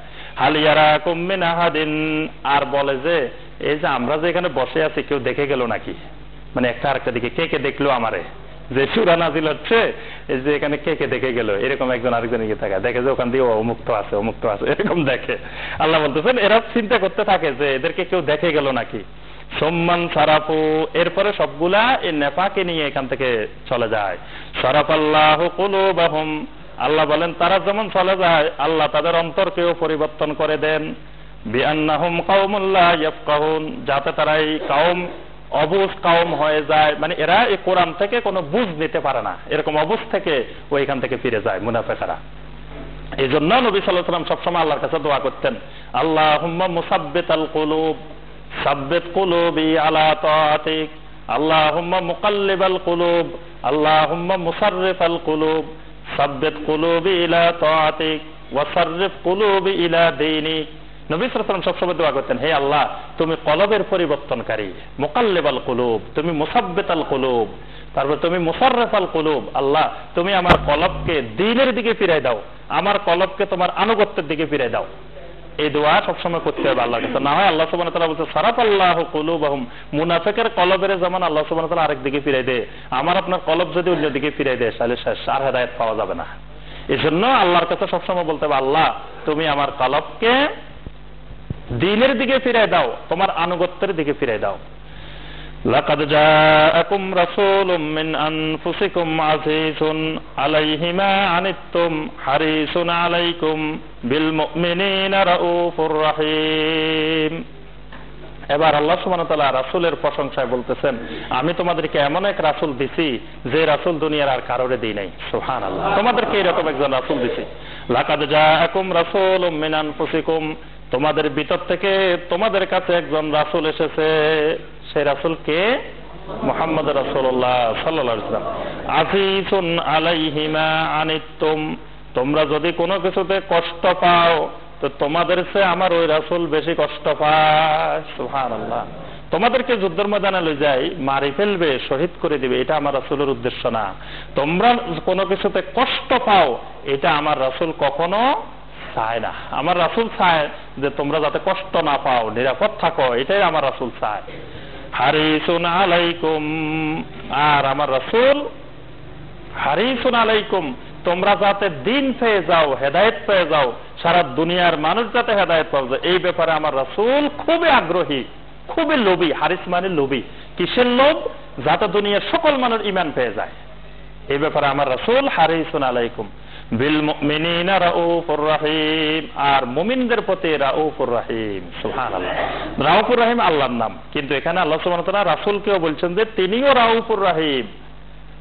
আল্লাহ রাউফুর রহিম হলো সকল বান্দার প্রতি, আর রাসূল রাউফুর রহিম হলো শুধু মুমিনদের প্রতি। বিল মুমিনিনা রাউফুর রহিম, এটাকে সূরা আল ফাতিহা আল্লাহ বলছেন মুহাম্মাদুর রাসূলুল্লাহি ওয়াল্লাযীনা মাহু আশিদ্দাউ আলাল কুফফারি রুহামাউ বাইনাহুম। আল্লাহ বলেন আমার মুহাম্মদুর রাসূলুল্লাহ এবং মুহাম্মদুর রাসূলুল্লাহর সাথে যারা আছে, মানে সাহাবায়ে কেরাম, এরা আশিদ্দাউ আলাল কুফফার, কাফেরদের সংস্কৃতির ব্যাপারে এরা খুবই কঠোর, মানে এদের জীবন চলে যাবে, তো কাফেরদের কোন সংস্কৃতি এদের ভিতরে ঢুকতে দিবে না। যেমন কাফেরেরা টাকনুর নিচে কাপড় পরে, এদের জীবনে কোনোদিন টাকনুর নিচে কাপড় যাবে না, এই ব্যাপারে তারা অত্যন্ত কঠোর। কাফেরেরা দাড়ি রাখে না, আর মুমিনেরা দাড়ির ব্যাপারে খুব কঠোর। কাফেরদের কোন সংস্কৃতি তাদের মধ্যে আসতে দেয় না। এইভাবে কাফের নারীরা পর্দাবিহীন, হেজাববিহীন রাস্তায় বের হয়, কিন্তু মুমিন নারীদের জীবন চলে যাবে তবুও হেজাববিহীন বের হবে না। এরা কাফেরদের সংস্কৃতির ব্যাপারে অত্যন্ত কঠোর। আর রুহামাউ বাইনাহুম, নিজেদের মধ্যে অত্যন্ত রহমশীল। কিন্তু বর্তমানে অবস্থা হয়ে গেছে উল্টা, নিজেদের মধ্যে মারামারি, কাটাকাটি, ঝগড়াঝগড়ি এগুলো চলবে, আর কাফেরদের সাথে বন্ধুত্ব। দেখা যায় কাফের মুশরিকদের সাথে কতজনের খাতির, কতজনের বাসায় কাফের মুশরিকদেরকে আনে খাওয়ায়, কাফের মুশরিকদের বাসায় যায় খায়, কিন্তু পাশে যে মুমিনেরা আছে এদের সাথে ঝগড়া, মামলা, মারামারি, কাটাকাটি। অর্থাৎ বিপরীত হয়ে গেছে। আল্লাহ বলছে মুমিনেরা হলো রুহামাউ বাইনাহুম, নিজেদের মধ্যে রহমশীল। আল্লাহ রাসূল হলেন মুমিনদের প্রতি রাউফুর রহিম।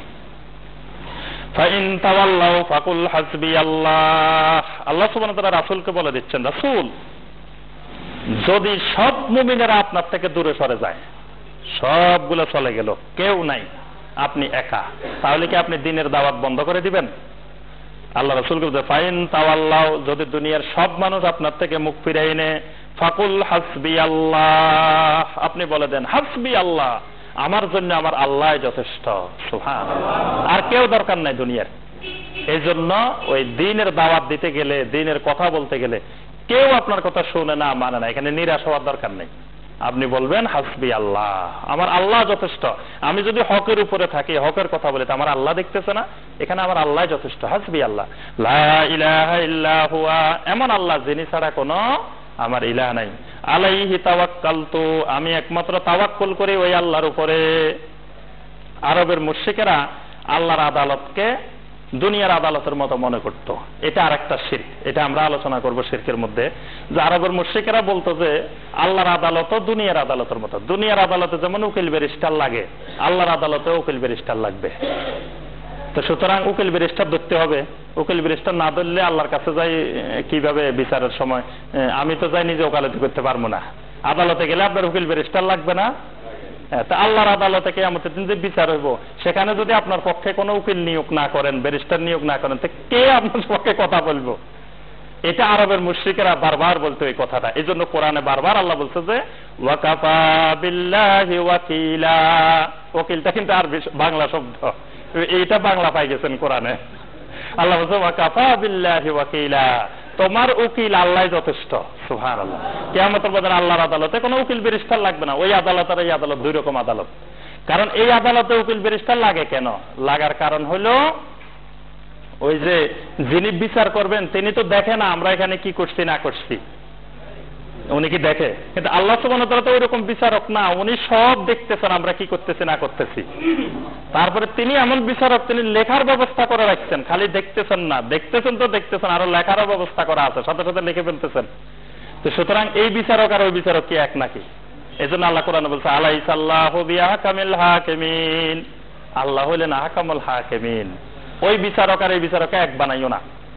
অন্য আয়াত আল্লাহ বলছে ফালা তাত্তাখিযু লিল্লাহি ওয়াকিলা, আল্লাহর কাছে কোনো উকিল ব্যারিস্টার পাঠাইও না, আল্লাহর কোনো উকিলের দরকার নেই, আল্লাহর সাথে বিচার হবে তোমার সরাসরি, তুমি বলবে আল্লাহ শুনবে, মাঝখানে কিছু লাগবে না।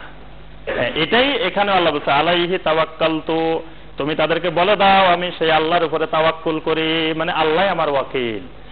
ওয়া হুয়া রাব্বুল আরশিল আযীম, আল্লাহ হলেন আরশে আজিমের রব।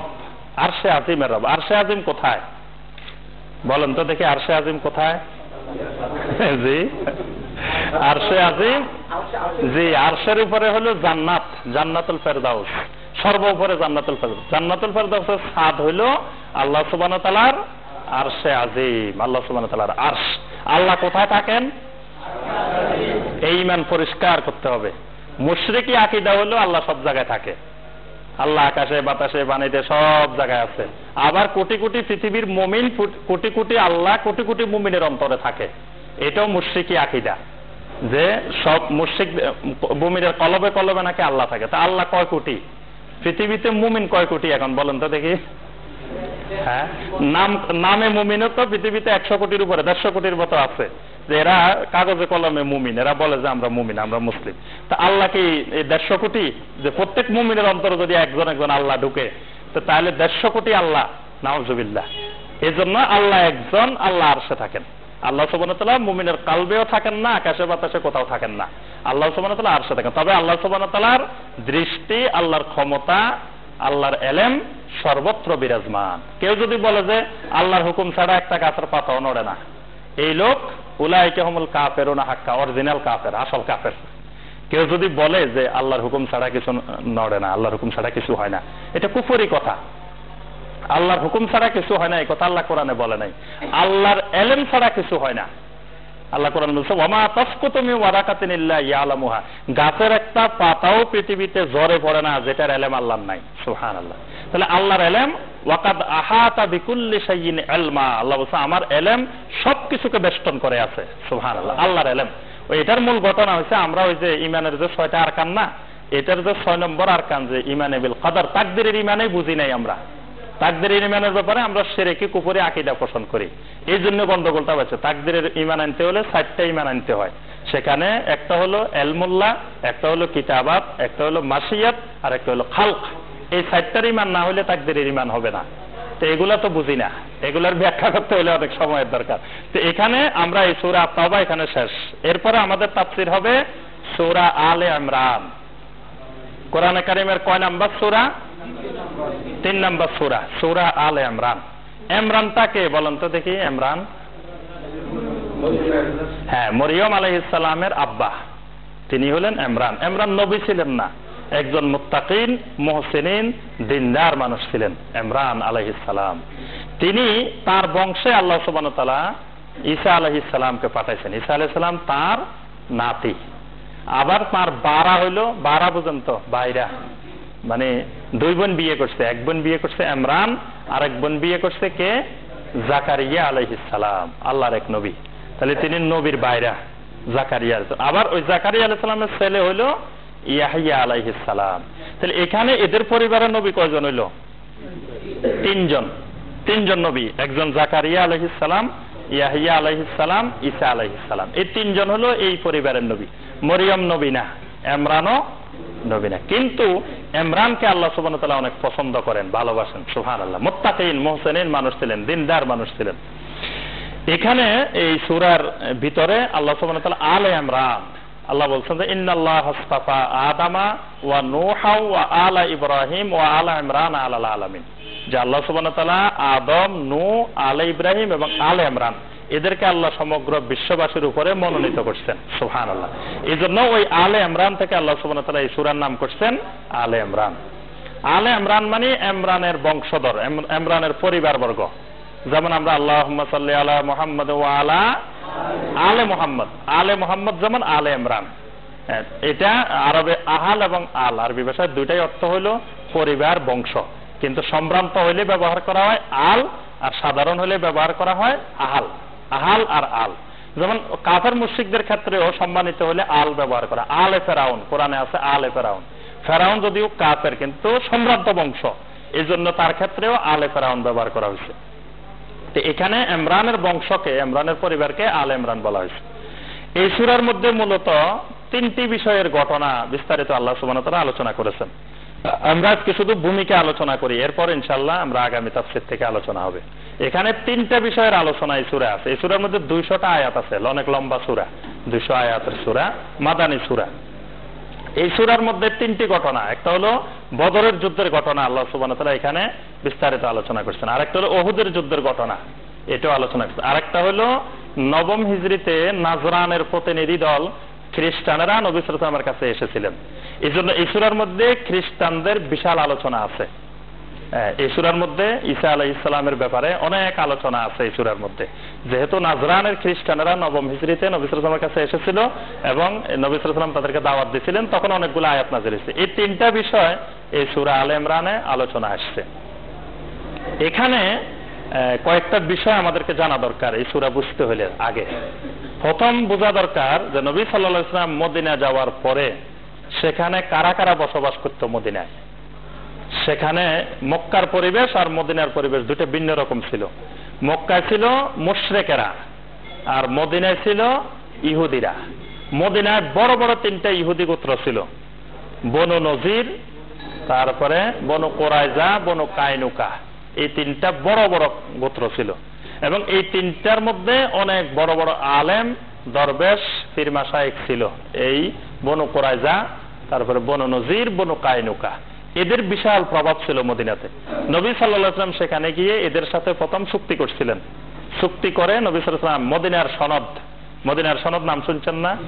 ইসলামের ইতিহাসে মদিনার সনদ করছিলেন। মদিনার সনদ করে নবী সাল্লাল্লাহু আলাইহি ওয়াসাল্লাম সেখানে তাদের সাথে শান্তি স্থাপন করছিলেন। কিন্তু এই ইহুদি জাতিটা যুগে যুগে, এবং এরাই মাগদুবি আলাইহিম, এরাই গজবপ্রাপ্ত জাতি। মুমিনদের দুনিয়াতে সবচেয়ে বড় শত্রু হলো 2টা জাতি। আল্লাহ সুবহানাহু ওয়া তাআলা বলছেন, লাতাজিদান্না আশাদ্দান নাসি আদাওয়াতাল লিল্লাযিনা আমানু আল ইয়াহুদ ওয়াল্লাযিনা আশরাকু। যে দুনিয়ার মধ্যে মুমিনদের জন্য সবচেয়ে বড় শত্রু হলো আল ইয়াহুদ, ইহুদিরা। আরেকটা হলো ওয়াল্লাযিনা আশরাকু, যারা শিরক করে, যারা মুশরিক, যারা শিরক করে, তারা যেই নামেই হোক, নামাজি মুশরিকও হতে পারে, আবার হাজি মুশরিকও হতে পারে, হজ করছে কিন্তু শিরকি আকীদায় বিশ্বাস করে, শিরকে বিশ্বাস। তো সুতরাং হিন্দু মুশরিক হতে পারে, বৌদ্ধ মুশরিক হতে পারে, ইহুদি মুশরিক হতে পারে, খ্রিস্টান মুশরিক হতে পারে, নামাজি মুশরিক হতে পারে, রোজাদার মুশরিক হতে পারে, যাকাত আদায়কারী মুশরিক হতে পারে, হাজি মুশরিকও হতে পারে। অর্থাৎ মূল কথা হলো যারা শিরক করে, যারা আশরাকু, এরা হলো মুমিনদের সবচেয়ে বড় শত্রু। আল্লাহ সুবহানাহু ওয়া তাআলা এখানে ইহুদিদেরকে 1 নম্বর শত্রু বলছেন। তো নবী সাল্লাল্লাহু আলাইহি ওয়াসাল্লাম মদিনা যাওয়ার পরে এই 3টা ইহুদি গোত্র নবী সাল্লাল্লাহু আলাইহি ওয়াসাল্লামের বিরুদ্ধে, ইসলামের বিরুদ্ধে যদিও শান্তি চুক্তি করছে, কিন্তু ভিতরে ভিতরে তারা উৎখাত করার জন্য চেষ্টা করত এবং তারা বিভিন্ন সময় কাফের মুশরিকদেরকে সহযোগিতা করত। পরবর্তীতে আল্লাহ রাসূল সাল্লাল্লাহু আলাইহি ওয়াসাল্লাম এদেরকে মদিনা থেকে বিতাড়িত করছেন।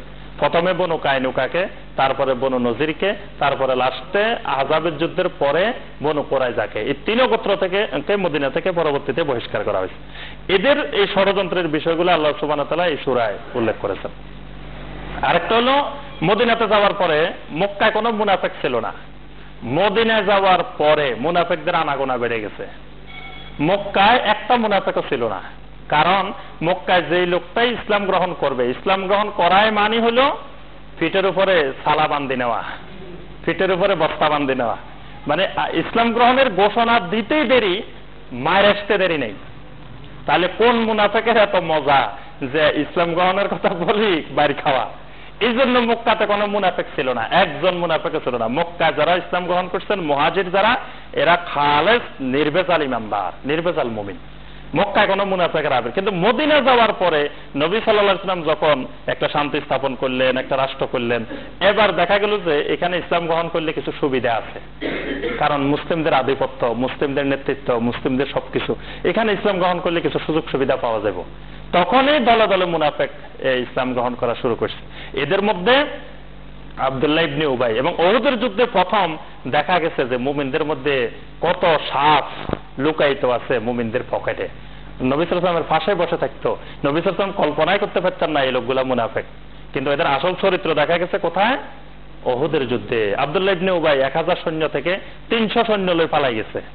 তাহলে এই 300 মুনাফেক ধরা পড়ে গেছে। আবার যে 700 ছিল এর ভিতরেও আবার মুনাফেক ছিল। নবী সাল্লাল্লাহু আলাইহি ওয়াসাল্লামকে বিভিন্ন সময়ে এই মুনাফেকেরা আবার উহুদের যুদ্ধে অনেক কষ্ট দিছে। তাহলে বোঝা গেল এখানেও মুনাফেক ছিল। তাহলে মদিনার পরিবেশটা মক্কার পরিবেশ থেকে ভিন্ন ছিল। এদের ব্যাপারে ওই সূরা আল্লাহ সুবহানাহু ওয়া তাআলা আয়াত নাযিল করেছেন। আরেকটা হলো তাওরাত ইনজিল। তাওরাত ইনজিলের ব্যাপারে এখানে আল্লাহ সুবহানাহু ওয়া তাআলা অনেকগুলা কথা বলছেন। তাওরাত বলতে আমরা বুঝি যে বাইবেলের মধ্যে দুইটা ভাগ, একটা হলো ওল্ড টেস্টামেন্ট আর একটা হলো নিউ টেস্টামেন্ট। ওল্ড টেস্টামেন্টের প্রথম 5টি অধ্যায়কে ইহুদিরা বলে থাকে যে এটাই তাওরাত। ওল্ড টেস্টামেন্টের প্রথম 5টা অধ্যায়, প্রথম 5টা চ্যাপ্টার। এই প্রথম 5টা চ্যাপ্টার পড়লে দেখা যায় যে এখানে কিছু কথা কোরআনের সাথে মিল আছে, কিছু কথা মিল নেই। তো এটা সম্পর্কে একটা ইতিহাস জানা দরকার, আমাদের সময় বেশি নেই। সংক্ষিপ্ত কথা হলো মুসা আলাইহিস সালামের উপরে তাওরাত নাজিলের পরে মুসা আলাইহিস সালাম 40 বছর জীবিত ছিলেন। মানে তিনি তাওরাত পাওয়ার পরে 40 বছর জীবিত ছিলেন। এরপরে মুসা আলাইহিস সালাম মারা গেছেন। প্রথমে আল্লাহ সুবহানাহু ওয়া তাআলা 10টা বিষয় পাথরের তক্তার মধ্যে খোদাই করে মুসা আলাইহিস সালামকে আল্লাহ দিয়ে দিয়েছিলেন। মানে ওটা তাওরাতের মূল কপি, যে 10টা আয়াত, বড় বড় 10টা আয়াত আল্লাহ সুবহানাহু ওয়া তাআলা পাথরের মধ্যে খোদাই করে মুসা আলাইহিস সালামকে দিয়ে দিয়েছেন। মুসা আলাইহিস সালাম কাঁধে করে একবার আলগাই নিয়ে মুসা আলাইহিস সালাম তাওরাত নিয়ে আসছিলেন এদের জন্য, ওই পাথরের মধ্যে লেখা। এরপরেও আল্লাহ সুবহানাহু ওয়া তাআলা আরো কিছু আয়াত নাযিল করছেন যেগুলা ওই লিখিত আকারে না। ওই আয়াতগুলোকে মুসা আলাইহিস সালাম ওই তার উম্মতদেরকে মুখস্থ করাইছিলেন এবং লিখে রাখার ব্যবস্থা করছিলেন। করার পরে লাস্টে মুসা আলাইহিস সালাম ইন্তেকালের আগে তাওরাতকে 13 কপি করছিলেন। 13টা কপি 13 কপি করে আমরা জানি যে বনী ইসরাইল তো 12টা দল ছিল না, 12 দলকে মুসা আলাইহিস সালাম 12টা তাওরাত দিয়ে দিয়েছেন। আর একটা বনী লাবি একটা গোত্র ছিল, ওই বনী লাবি গোত্রকে অরিজিনাল কপিটা দিয়েছেন। দিয়ে মুসা আলাইহিস সালামের একটা নবুয়তের সিন্দুক ছিল, আমরা সূরা আল বাকারায় ওই সিন্দুকের কথা বলছি, যে ওই সিন্দুকের মধ্যে বলছে যে এই তাওরাতটা ঢুকাই রাখা হয়, এটা হলো অরিজিনাল কপি। যদি কোনো জায়গায় কোনো কওমের তা হারাই ফেলায় বা বেজাল ঢুকে তো এটা থেকে ওইটাকে সংশোধন করা যাবে। দীর্ঘদিন ধরে এই তাওরাতের কপিটা সংরক্ষিত ছিল। কিন্তু বাদশাহ বক্ত নসর যখন এই বাইতুল মুকাদ্দাস দখল করে নিল, তখন এই ইহুদিরা ছিন্ন ভিন্ন হয়ে গেল, একবারে ছত্রভঙ্গ হয়ে গেছে। বক্ত নসর এদের উপরে এমন জুলুম চালাইছে, লক্ষ লক্ষ ইহুদিদেরকে মেরে ফেলছে এবং লক্ষ লক্ষ ইহুদিদেরকে বেবিলনে তাদেরকে জেলে বন্দী করে রাখছিল। এই